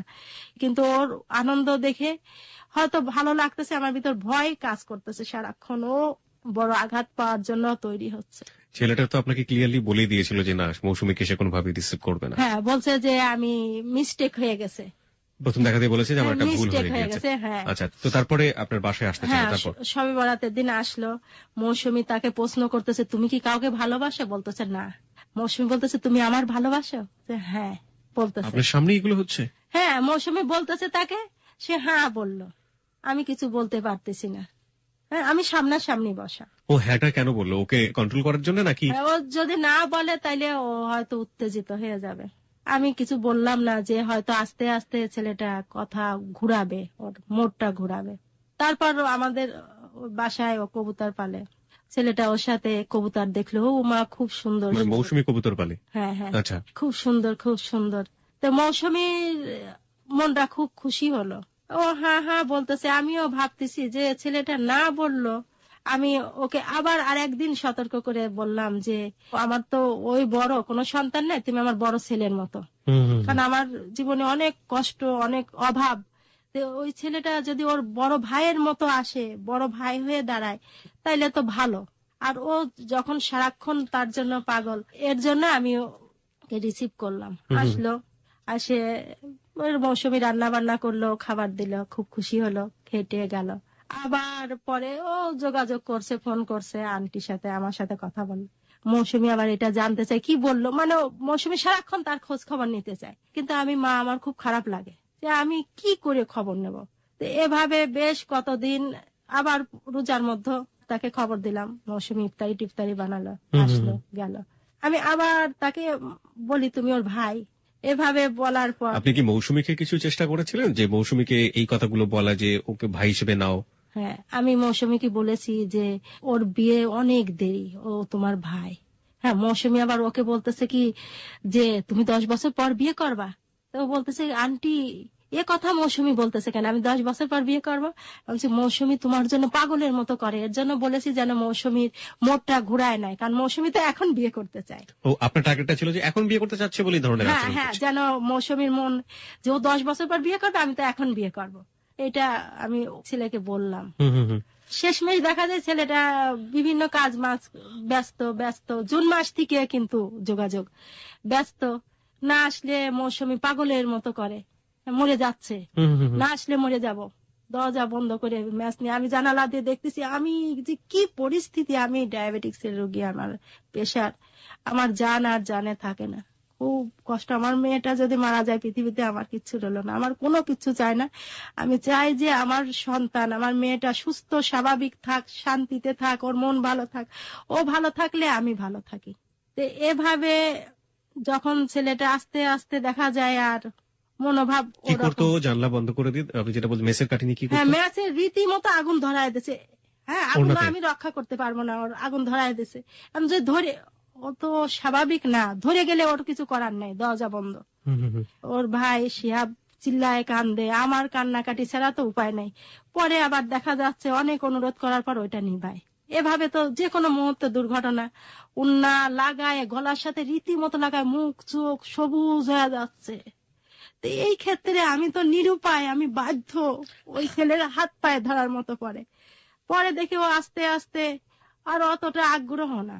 এরই মধ্যে একটা ঘটনা হলো, মৌসুমী সারাক্ষণ তার কথা শোনার জন্য পাগল, অন্য একটা আমাদের সিম দিয়ে, মা তুমি ওর সাথে কথা বলো অন্য মেয়ে হয়ে, আমি ওর খবর নেব, প্রতিদিন খবর নেব। হুম হুম হুম। ও আমাকে বাধ্য করতেছে, মা তুমি কথা বলো, হাত পা ধরে, তুমি যদি কথা বলো তাহলে আমি স্বাভাবিক থাকবো, কাজকর্ম রান্না বান্না খাবো না, আমি খাওয়া দাওয়া সব বাদ দিয়ে এখনই চলে যাব। শেষ পর্যন্ত আমার না দিয়ে মোবাইলটা ঢেকে অন্য মেয়ে সেজে অভিনয় করে ছেলের সাথে কথা বলতে হলো। ওর খোঁজ খবর নি আর ওকে জানাই, ও খুব খুশি। এভাবে জানাতে জানাতে ও ছেলেটা প্রথমত পাত্তা দেয় না, আমি অমুক তমুক হ্যান ত্যান, পরে দেখি কি আগ্রহ, কোথায় থাকো, কি নাম, কি পড়ো। আমি বলি যে আমি একটা মেয়ে, অল্প বয়সী মেয়ে সেজে বিভিন্ন ভাবে ছলনা করে তার সাথে কথা বলি। পরে এক পর্যায়ে দেখা যায় ও বলে কি তুমি কি আমার সাথে দেখা করবা? আমি বলছি হ্যাঁ করবো, দেখা করব। হ্যাঁ, এরকম বলি, কবে করবা? আমি বলছি আমারে চিড়িয়াখানায় নিবা? বলছে হ্যাঁ নিয়ে যাব। বেড়াতে নিবা? হ্যাঁ নেবো, এরকম বলে। এই কথাগুলো আবার মৌসুমীকে বলা যায় না। আমি নিজে বুঝলাম যেটা ভালো ওইটা ওকে বলি। এর মধ্যে একদিন বলেছে, আমি বলছি তুমি কি কাউকে পছন্দ করো? বলতেছে কি আমি একটা মেয়েকে পছন্দ হয়েছিল, ভালো লাগছিল, ভাবছিলাম যে তাকে বিয়ের প্রস্তাব দেবো, কিন্তু পরে শুনতে পেলাম যে মেয়েটা বোবা। বলছে তুমি সে মেয়ের সাথে কোনো যোগাযোগ করেছো? আমি আবার বলতাম তুমি আমার বন্ধু, তুমি আমার বন্ধু, আমি তোমার বন্ধু হিসাবে কথা বলতে। তে পরে মেয়েটা কথা বলতে পারে না, তে এখন আমার আজকে খুব মন খারাপ ওই মেয়েটার জন্য। তো ওই দিন আমি বুঝলাম মেয়েটার কথা ভাবতেছে। পরে আবার অন্যদিন বললাম মেয়েটার কথা ভাবতেছো? বলতেছে না, আমি একদিনের কথা পরের দিন ভাবি না, যেদিনকার কথা সেদিন ভাবি, পরের দিন আর ওইটা ভাবি না, এখানে শেষ হয়ে যায়। এরই ভিতর মৌসুমী তো খুব মানে কিভাবে ওর সাথে প্রতিদিন প্রতিনিয়ত কথা বলার জন্য পাগল, দেখার জন্য পাগল। তো এরই মধ্যে মৌসুমী এত বোকা, একদিন ওই ছেলেটা বলতেছে কি আমার বন্ধু আসবে, আমি তার সাথে কথা বলতেছি, এরই মধ্যে দেখা যাচ্ছে একটা ফোন এসে গেল আমার মোবাইলে। কে? ওই ছেলেটা আবার আমার সাথে দুষ্টামি শুরু করে দিল, কে তুমি, আমি তোমার কথা আমার খুব ভালো লাগতেছে, তোমার দেখবো, এরকম কথাবার্তা বলা শুরু করে দিল। তখন মৌসুমীর জন্য তার সাথে একটু একটু কথা বলা লাগলো, তারপর আমি ওই সিমটাই বন্ধ করে রাখলাম। এখন মৌসুমী করেছে কি, একদিন আমাদের যে মোবাইলটা ওই ছেলের সাথে কথা বলা হয় সেই নাম্বারটা দিয়ে ওর বন্ধু, ওই ছেলেটার বন্ধু যে, তার কাছে মিস কল দিয়েছে। হুম হুম হুম। দেওয়ার পর ওর বন্ধু ধরছে, এমন মুহূর্তে ওর বাবা চিল্লাচিল্লি করতেছে কে ফোন করেছে, কে ফোন করেছে। পরে ফোন বন্ধ, আর আমাদের সাথে আর যোগাযোগ নাই 2 মাস। মৌসুমী পাগলের মতো হয়ে গেল, ওকে কোনোভাবেই রক্ষা করতে পারতেছি না। হাজার আমার ভাই বোনের ওর দিয়ে ওর সাথে, মানে অন্য ফোন দিয়ে ঢোকে, আমাদের ফোন দিয়ে মোবাইলে ঢোকে না। ব্লক করা ছিল নাম্বার। হ্যাঁ, তো পরে আমাদের অনুরোধে বিভিন্ন কি বলে ওর মন ভালো না, ওর শরীরটা সব খারাপ হয়ে যায়। সেটাই বলতেছো? হ্যাঁ হ্যাঁ। ওকে। পরে আবার 2 মাস পরে ছেলেটা যখন আমাদের বাসায় আসে, ও কিন্তু পুরা বিছনায় পড়ে গেছে এই 2 মাসে ওর না দেখতে। পরে যেদিন আসবে এর মধ্যে আমার ওকে মানসিক হাসপাতালে নিয়ে ওষুধ খাওয়ানো হচ্ছে রীতিমতো। হ্যাঁ, এখনো বর্তমান ওষুধ খাচ্ছে। ওষুধ খেয়ে ওর শরীর ফুলিয়ে গেছে, মানসিক ওষুধের এফেক্ট করছে, ওর শরীর ফুলিয়ে গেছে। ও কিন্তু অল্প দিনে ওজন বেড়ে গেছে। তো এখন ছেলেটার আসার পর ও খুব খুশি। আসছে ছেলেটা আসলো আবার? হ্যাঁ, আবার আসলো। খুব অল্প সময়ের জন্য আসলো, 15 মিনিট বসিয়ে চলে গেল। ও খুব মন খারাপ, চলে গেল পাগলের মতো। সারাক্ষণ আবার পাগলামি শুরু করে দিল, আমি মরে যাবো, ওর না দেখলে মরে যাবো। ও চেষ্টাও করতেছে মরে যাওয়ার, উন্না পেঁচায় মুখ টুক সব, মানে এই যায় এমন অবস্থা পড়িয়ে যায়, ওর কোনো জ্ঞান নাই, পুরা শরীর টরীর ছেড়ে দিয়েছে। কি করব, আশেপাশের লোকজন জড়ো হয়ে যায়, কি হলো এদের বাসায়। পরে আমি ছেলেটাকে ফোন করে বলি, তুমি কি চাও আমার মেয়ে মারা যাক? ফোন ধরেই না, বন্ধ করে দেয়। তো আমি বলছি, বললে কি আপনি যা মনে করেন, আমি তো বাধ্য না আপনার কাছে কথা বলতে। আমি বললাম এমনই হয়, এইটা তো মৌসুমী বোঝে না, পৃথিবীটা এমনই। পরে আবার মৌসুমী আমাকে এমন করে যে তুমি যে না করো আমি চলে গেলাম, রাত নাই দুপুর নাই, পাগলের মতো আমার ঘরে সংসার রান্না বান্না সব বন্ধ। আবার ফোন করে ব্যবহার এমন কথা বলতেছে কষ্ট পাবেন না। আমি বলছি কষ্ট পাবো কি, মনই নাই তো কষ্ট কি করে পাবো। তো আমরা ঈদে বাড়ি যাবে, বলছি কি যে তুমি দেখা করবা, মৌসুমী তোমাকে খুব দেখতে যাচ্ছে। যেই আসবে শুনে মৌসুমী পুরা চেঞ্জ, পুরা সুস্থ মানুষ, কি করবে না করবে, কাজ কর্ম রান্না বান্না, ওর কি খেতে দেবে না দেবে, পাগলের মতো করে। চলে গেলে আবার খারাপ। এভাবে আমি সারাক্ষণ ওর নিয়ে উদ্বিগ্ন। আমি নিজে ভীষণ ভাবে অসুস্থ, আমার বর্তমান শরীরটা খালি ঘুরতে থাকে, প্রেশার অসম্ভব বেশি, ডায়াবেটিক্স বেশি, আমার রাতে দিনে ঘুম নেই, কারণ ওর চিন্তায় যে কখন দুর্ঘটনা ঘটায়। ডাক্তার বলছে সারাক্ষণ ওর সাথে সাথে আঁচল ধরে থাকবেন, কারণ দুর্ঘটনা ঘটতে মুহূর্তে ঘটে যায়। তো ওকে আবার ভর্তি করে রাখতে বলছে। আমি ভর্তি করতে পারতেছি না, শিয়াবের পরীক্ষা, আবার শিয়াবের স্কুল, ওখানে থাকতে হবে অনেকদিন। আমি দেখতেছি কোনোভাবে ওর রাখতে পারতেছি না, গ্রামের বাড়িতে চলে গেলাম ঈদের সময় ওকে নিয়ে। 15 দিন ও গ্রামে গিয়ে কোনোভাবেই থাকে না, আমি ঢাকা যাব পাগলের মতো। ওই ছেলেটার কাছে ফোন করো, আমার হাত পা ধরে, তুমি কথা কাও। ও তো গিয়ে খালি এক ধারছে, খালি কেন্দেই যাচ্ছে, আমার ভালো লাগতেছে না, আমি ঢাকা যাব। তো ওই ছেলেটার কাছে ফোনকে ধরায় দেয় যে, আর মৌসুমী তো শুধু কান্নাকাটি করে। ছেলেটা বলতেছে আন্টি ও বোধহয় আমার জন্য কান্দে। হতে পারে, কি আর বলবো। এইরকম ওখানে গিয়ে ও 2 দিন 3 দিনের ভিতর ফোন না করলে পাগলের মতো হয়ে যায়। মানে আমার পক্ষ থেকেই বারবার ফোন করতে হচ্ছে। ডাক্তার আপনাদেরকে কি সাজেস্ট করে যে ওকে স্বাভাবিক করতে হলে, এই জায়গাটা থেকে ফেরাতে হলে? ডাক্তার বলছে ওকে হাসপাতালে ভর্তি রেখে ট্রিটমেন্ট করেন, দেখেন কত দূর পরিবর্তন আসে। এরপরে আর চেষ্টা চলেছে আপনাদের? এর ভিতর শিয়াবের পরীক্ষা বলে আমি আর এর ভিতর যেতে পারি না, অবরোধ হরতাল বিভিন্ন কিছু চলতেছে। শিয়াবের পরীক্ষা হলে ওকে নিয়ে আবার যাবো, কারণ ও তো কোনোভাবে এখনো কন্ট্রোলে না। এই ঘটনাটা কতদিন? এটা গত জুন মাসে, আর এটা ডিসেম্বর মাস চলতেছে। এই 6 মাসে মোটামুটি পরিবারের উপর দিয়ে ঝড় যাচ্ছে। হ্যাঁ, প্রচন্ড ঝড়। আমি দেখতে পারতেছি মৌসুমী ওকে ছাড়া কোনোভাবেই। আমি এটা রিন্টুকে বললাম যে দেখো বাবা, যতই তোমার সাথে বিয়েকে পাগল হোক, আমরা তো ওইভাবে ভাবি না, তুমি ওর বন্ধুর মতো দেখো, ভাইয়ের মতো দেখো। আসলে যখন একটু ও ঠান্ডা থাকে, তে মৌসুমীকে বলে, মৌসুমী কাগজ কলম নিয়ে কবে বিয়ে করবা, ওর মুখে একই কথা, বিয়ে করে ছাড়া।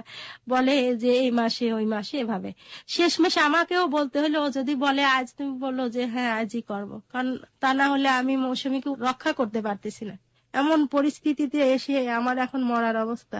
এর ভিতর ঈদের পর 2-3 বার আসছে, তো আসতে চায় না, এখন কোনোভাবেই আসতে চায় না। আমার তাকে অনুরোধ, ও একদিন বলতেছে ঈদের পর আসার পর মৌসুমী পাগলের মতো করতেছে, কবে আসবে। ওর না দেখতে পারে মৌসুমী এসেও শান্তি না, পাগলের মতো। তা আমি তাকে বলতেছি একটু আসো। পরে আসছে, এসে 10 মিনিট বসে চলে গেল। ও মৌসুমী বলতেছে আমার বিয়ে করবা কবে? ও বলতেছে তুমি না আমার বোনের মতো, বিয়ে করো কেন? তারপর মৌসুমী কি করলো? মৌসুমী ভীষণ মন খারাপ, ও বলতেছে হ্যাঁ করবো। একটা জিনিস কি এরকম যে ডাক্তারের কাছ থেকে ব্যাপারটা যদি এরকম হয়ে থাকে যে ও আসলে বিয়েটাকেই জোর দিচ্ছে নাকি ছেলেটাকে লাভ করে ফেলেছে, ডাক্তারের কাছ থেকে ব্যাপারটা ক্লিয়ার বোঝা গেছে কোনো কিছু? ও ছেলেটাকে ভীষণ ভাবে পছন্দ, ওর জীবনে তো প্রথম মনে করতেছে কেউ আসলো এভাবে মনে করতেছে। আর বিয়েটা তো মামা খালাদের বিয়ে হয়ে গেছে, তখন থেকে ও বিয়ে বিয়ে মনে করতেছে, বলতেছে সবার বিয়ে হয়, সবাই স্বামী স্ত্রী, আমি তো বড় হয়ে গেছি, আমি একা কেন, আমাদের স্বামী স্ত্রী দুইজন থাকবো, আমি লেখাপড়া করবো, সব করবো, মানে এরকম মনোভাবের কথাই বলে। এবং আপনি মা হয়ে এগুলো সব সামাল হ্যাঁ, দিচ্ছেন? সব সামাল দিতে হয়। তো ও আবার যাওয়ার সময় বলে গেছে যে আমি আসবো। কবে আসবা? পরের দিনই বলে গেছে আমি ঠিক আছে পরের দিন আসবো। মৌসুমী সব রান্না বান্না করে রেডি রাখছে। পরের দিন ফোন দিয়ে আর ফোন বন্ধ বন্ধ বন্ধ। আমাদের বাসায় ওই দিন খাওয়া দাওয়া সবার বন্ধ। মৌসুমী নিয়ে আমরা পেরেশানি। তো ও আসে নাই বলে ও কি সব ভেঙে চুরে তস নস নিজে মরে যাচ্ছে। গলায় এত শক্তি, ওর সাথে পারা যায় না। হ্যাঁ, আমি কি ওকে কিছু কোশ্চেন করতে পারি যেগুলো হ্যাঁ, আপনি আপনার মতো করে করবেন, ওকে বোঝানোর চেষ্টা করতে হ্যাঁ, পারি? হ্যাঁ। এতে কি ওর কোনো ধরনের রাগ হতে পারে বা কোনো ধরনের আমার সাথে রাগারাগি করতে না পারে? না, করবেন না, আপনি করবে না, নিশ্চিত? হ্যাঁ। আচ্ছা, আমি এই পরিবেশ সম্পর্কে অবহিত না, যে কারণে আমি একটা হচ্ছে যে ওই ছেলেটাকে কি এখনো ভালোবাসে? আপনি একটু হ্যাঁ, জিজ্ঞেস করুন। ভীষণ ভাবে পাগলের মতো। আচ্ছা, ওকে একটু জিজ্ঞেস করবেন যে মৌসুমী, আপনি কি এখনো রিন্টুকে লাভ করেন, ভালোবাসেন? কেন বাসেন? কি বলে? কেন বাসো, কেন রিন্টুর ভালোবাসো কেন? যে রিন্টু আমার ভালোবাসে, আমিও রিন্টুর ভালোবাসি বলতেছে। রিন্টু তো ওকে ভালোবাসে না, ওর কাছে এইভাবেই মেসেজটা এসেছে যে ও রিন্টুকে ভালোবাসে। হ্যাঁ, সামনাসামনি হইলে রিন্টু ওকে সেভাবে বুঝায়। হ্যাঁ হ্যাঁ, ও বোঝে যে রিন্টু আমাকে ভালোবাসে। আচ্ছা, এই হ্যালো 8920 তে ওই তো আপনাকে নিয়ে আসছে বা হ্যাঁ কোনো, হ্যাঁ ও হ্যাঁ, কিভাবে জানলো, ও কিভাবে শুনলো ও এগুলো? অনেকে এই রেডিও এই শোনে, আশেপাশে ওর মামিরা আছে, এটা শুনলাম, এখানে এই গল্প আসলো, তো পাগলের মতো তখন থেকেই আমার সারাক্ষণ ফোন করো ফোন করো। ও প্রতিদিন আমার কাছে মোবাইল নিয়ে এই নাম্বার টেপে। এবার ওর উৎসাহে আমার এখানে আসা।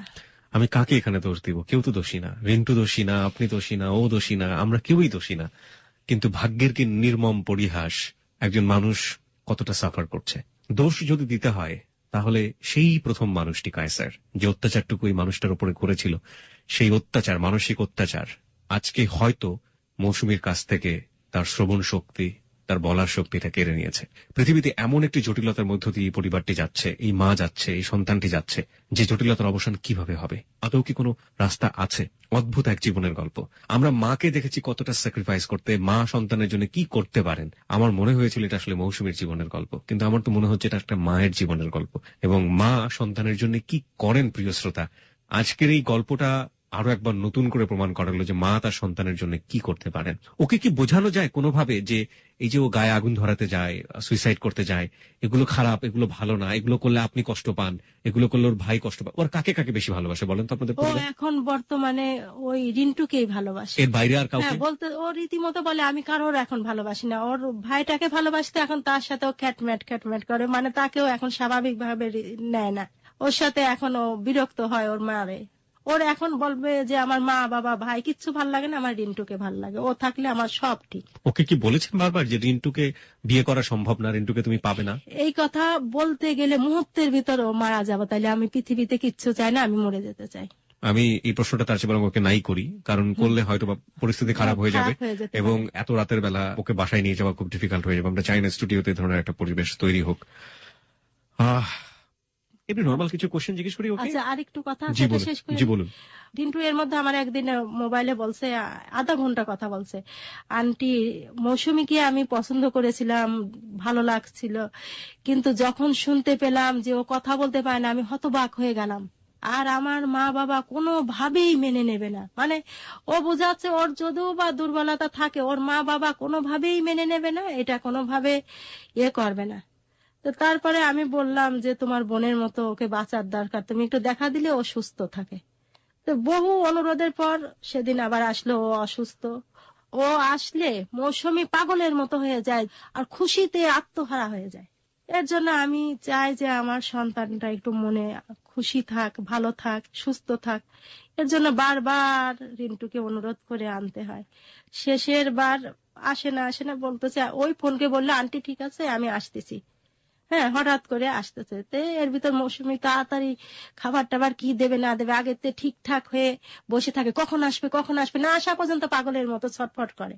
তো তে আসলো, আসার পর আমি খাবার দিলাম, খাওয়ার পর বললাম যে তোমার সাথে আমার কিছু কথা আছে।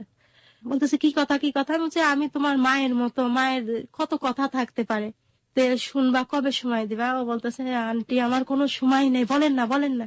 আমি তখন বললাম যে দেখার ও জানার মধ্যে পার্থক্য থাকে, আমি তোমার প্রথম দিনে বলেছিলাম, তাই মায়ের মতো আমি তোমার কিছু বলবো, তুমি শুনবা। আচ্ছা আমার কোনো সময় নেই আন্টি, আবার এর ভিতরে আর কি ফাঁক আছে? হ্যাঁ এমনকি বলতেছে। আমি তখন মোটটা ঘুরাতে হলে ঘুরায় বলতেছি কি, মৌসুমী তো তোমার জন্য পাগল, এমন হয় না তুমি গোপনে মৌসুমীকে বিয়ে করো। ও মুহূর্তের ভিতর, না আন্টি আপনি মায়ের মতো বলতে পারেন। আমি বলছি আমি তো মারা যাবো যে কোনো মুহূর্তে, আমার এমন পরিস্থিতি, গোপনে ওকে বিয়ে করো, ও এখানে থাকবে, অন্তত পক্ষে ও বেঁচে থাক, সুস্থ থাক, আমার চোখের সামনে ভালো থাক, না এরকম দুর্ঘটনা ঘটবে। ও বলতেছে কি, না আন্টি আমাকে মাফ করবেন, আমার মা বাবা মারা যাবে, আমার 2 ভাই বিদেশে থাকে, ওরা লাখ লাখ টাকা যখন প্রয়োজন তখনই দেয়, আমার সংসারে সব অন্যরকম হয়ে যাবে, আন্টি আমার মাফ করবেন। তখন আমি বললাম কি, দেখো আমি প্রথম দিনই তোমাকে বলেছিলাম যে ওকে বোনের মতো দেখো, ও তো স্বাভাবিক না, তোমার দেখার মধ্যে পার্থক্য ছিল। এই কথা বলার সাথে সাথে ও ফাল দিয়ে উঠে পড়লো, উঠে চলে যাচ্ছে। আমি তখন ওকে বলতেছি তোমার আঙ্কেলের সাথে দেখা করো, হাত ধরলাম, ও ছুটে বের হয়ে গেল। ছুটে বের হয়ে গেল, মৌসুমী তো বুঝতে পারলো এই ঘটনা, ও দৌড়ে গিয়ে ওই ঘরে দরজা বন্ধ করে দিল, কোনোভাবে দরজা খোলে না, দরজার কবজা ভেঙে আমি সেখানে ঢুকলাম। ঢুকে সারা রাত মৌসুমীর কাছে ওকে রক্ষা করতে পারিনি, আমি কি করুন অবস্থা, ওকে বাঁচানোর পরিস্থিতি নেই, ও গলায় আটকে পুরা চোখ মুখ উল্টায় মরে যাচ্ছে, আমি সারা রাত চিল্লাচিল্লি পাগলের মতো। পরে আবার আমি রিন্টুকে ফোন দেওয়ার চেষ্টা করি, দেখি বন্ধ বন্ধ। পরে একটা মেসেজ দিলাম যে আমার মেয়েকে তুমি বাঁচাও, আমি ওকে রক্ষা করতে পারছি না। কোনো জবাব আসলো না। পরের দিন শিহাবরে নিয়ে গেলাম স্কুলে, এর ভিতরে এসে দেখি কি রিন্টুর একটা ফোন, ও অস্থির হয়ে গেছে, ফোন আসছে তুমি থাকলে না, তুমি থাকলে না, রিন্টু ফোন করছে তুমি রিসিভ করলে না, তোমার দোষ, তুমি কেন মোবাইলটার সাথে রাখলে না, পাগলের মতো করতেছে।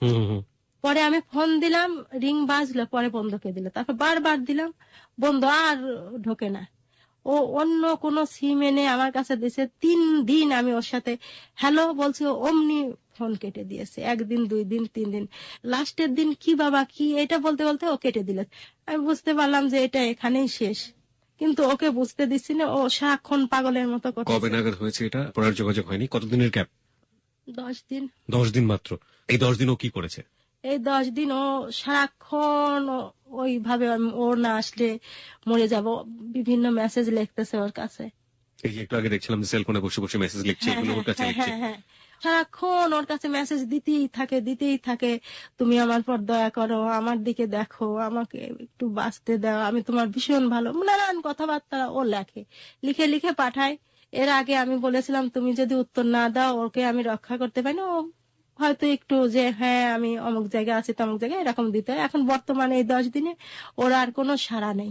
ডাক্তার কি এটা বলেছে যে এই ধরনের কোনো ঘটনা ঘটলে ও সুইসাইড করে ফেলতে পারে? হ্যাঁ বলছে, রীতিমতো ওর সাথে থাকতে হবে আর ওকে খুব তাড়াতাড়ি ভর্তি করে রাখতে হবে, শিয়াবের পরীক্ষা হলে নিয়ে ভর্তি করব। আমি নিজে ভীষণ অসুস্থ, আমি আর পারছি না, আমি ক্লান্ত হয়ে পড়েছি। এখন ও এই যে এখানে আমি বলছি যে না থাক, যাব না, চান্স পাই কিনা। পরে যখন আশ্বাস পেলাম, তারপরও ভাবতেছি আমাদের এই কথা পৃথিবীতে ছড়ায় যাবে, কেমন হবে।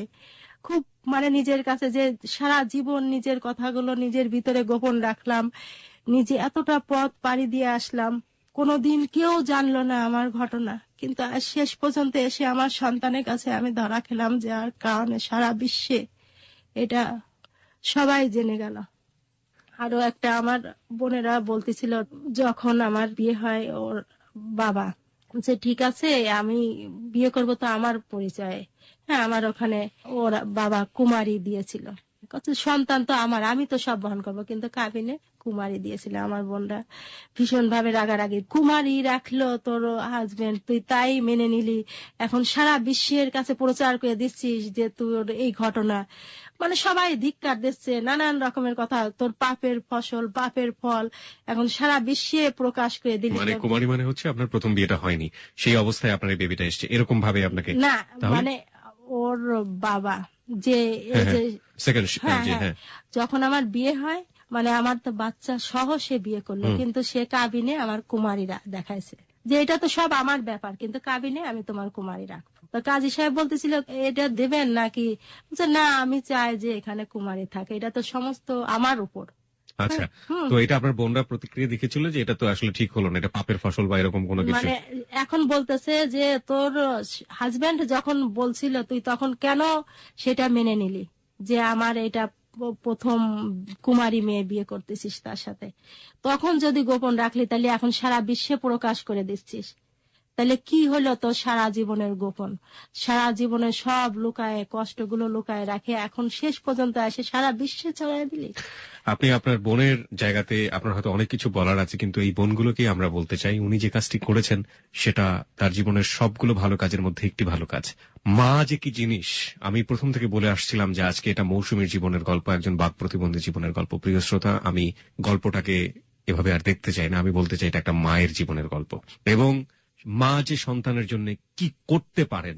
পৃথিবীতে সবচেয়ে সুন্দর সৃষ্টি যদি কিছু থেকে থাকে, একমাত্র সুন্দর সৃষ্টি যদি কোনো কিছু থেকে থাকে, এবং পৃথিবীতে অসুন্দর সবকিছু যদি অসুন্দর হয়ে যায়, শুধুমাত্র একটা সৃষ্টিও যদি সুন্দর সৃষ্টি থেকে থাকে, সেটা হচ্ছে মা। মা মা মা মা। আমরা স্যালুট জানাই এই ভদ্র মহিলাকে আজকে, যিনি তার জীবনের গল্প বলতে এসে তার মেয়ের জীবনের গল্প এখানে তুলে ধরেছেন। খুব সাদামাটা জীবনের গল্প, কিন্তু যে জটিল সমস্যার মধ্য দিয়ে ঘুরপাক খাচ্ছে, সারা জীবনের পরিশ্রম 17 বছরের মৌসুমীর জন্য, সারাটা জীবনের স্যাক্রিফাইস এই 17 বছরের মৌসুমীর জন্য। মেয়ে তো তার মানসিক জায়গাটা থেকে, মস্তিষ্কের ধারণ ক্ষমতার জায়গাটা থেকে বুঝবে না মা যে কত বড় কষ্টটা করছে। সে তো সামাজিক বাস্তবতা বোঝে না, সে তার মনের জায়গাটা থেকে, তার মস্তিষ্কের ক্ষমতার থেকে সম্ভব নয় সেটা। কিন্তু সমাজ তো সম্পূর্ণ রূপেই আমরা বলতে পারি সবকিছু জ্ঞান রাখি, কোনটা ভালো কোনটা মন্দ, কিন্তু আমরা কি পারবো এরকম একজন যে মানসিকভাবে একজন সাধারণ মানুষের মতো নয়, তাকে নিয়ে সামনের দিনগুলোতে চলতে এবং তাকে সুন্দর একটা ভবিষ্যৎ দিতে? নাকি ওই ডাক্তারের আশঙ্কার মতো সে কোনো একদিন সুইসাইড করে হারিয়ে যাবে?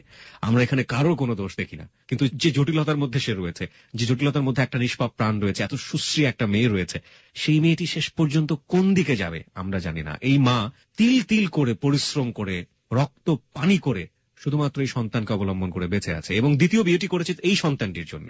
এই সন্তানের ভালো লাগার মানুষটির সাথে সে তার বন্ধু সেজে, এবং কখনো কখনো সামটাইমস অন্য মেয়ে সেজে কথা বলে এবং হাতে পায়ে ধরে রিকোয়েস্ট করে তার মেয়ের কাছে এনেছে যে ভালো থাকার জন্য। সবই আপনারা শুনলেন, সামারি করার কিচ্ছু নেই, কিন্তু এই সন্তানটি কি আসলেই পারবে সুন্দর একটা ভবিষ্যতের দিকে এগিয়ে যেতে?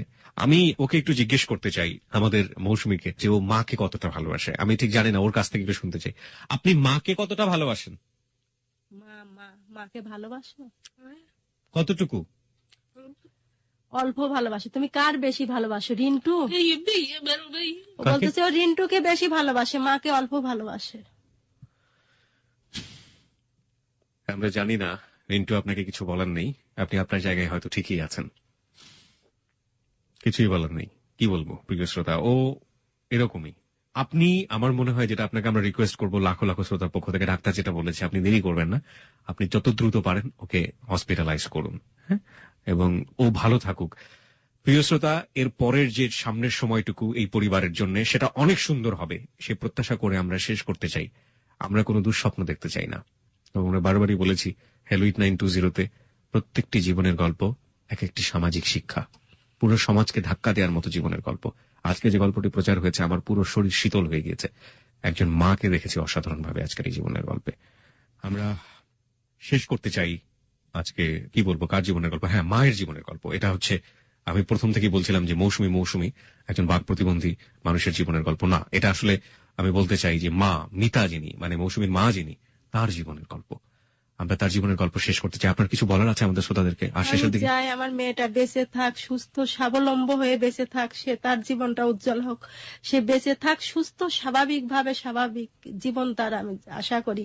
সে যদি এই পৃথিবী থেকে কোনো দুর্ঘটনায় চলে যায়, তাহলে আমার পৃথিবীটা অন্ধকার, আমার থাকা না থাকা, হয়তো যে কোনো মুহূর্তে আমার দুর্ঘটনা ঘটে যেতে পারে।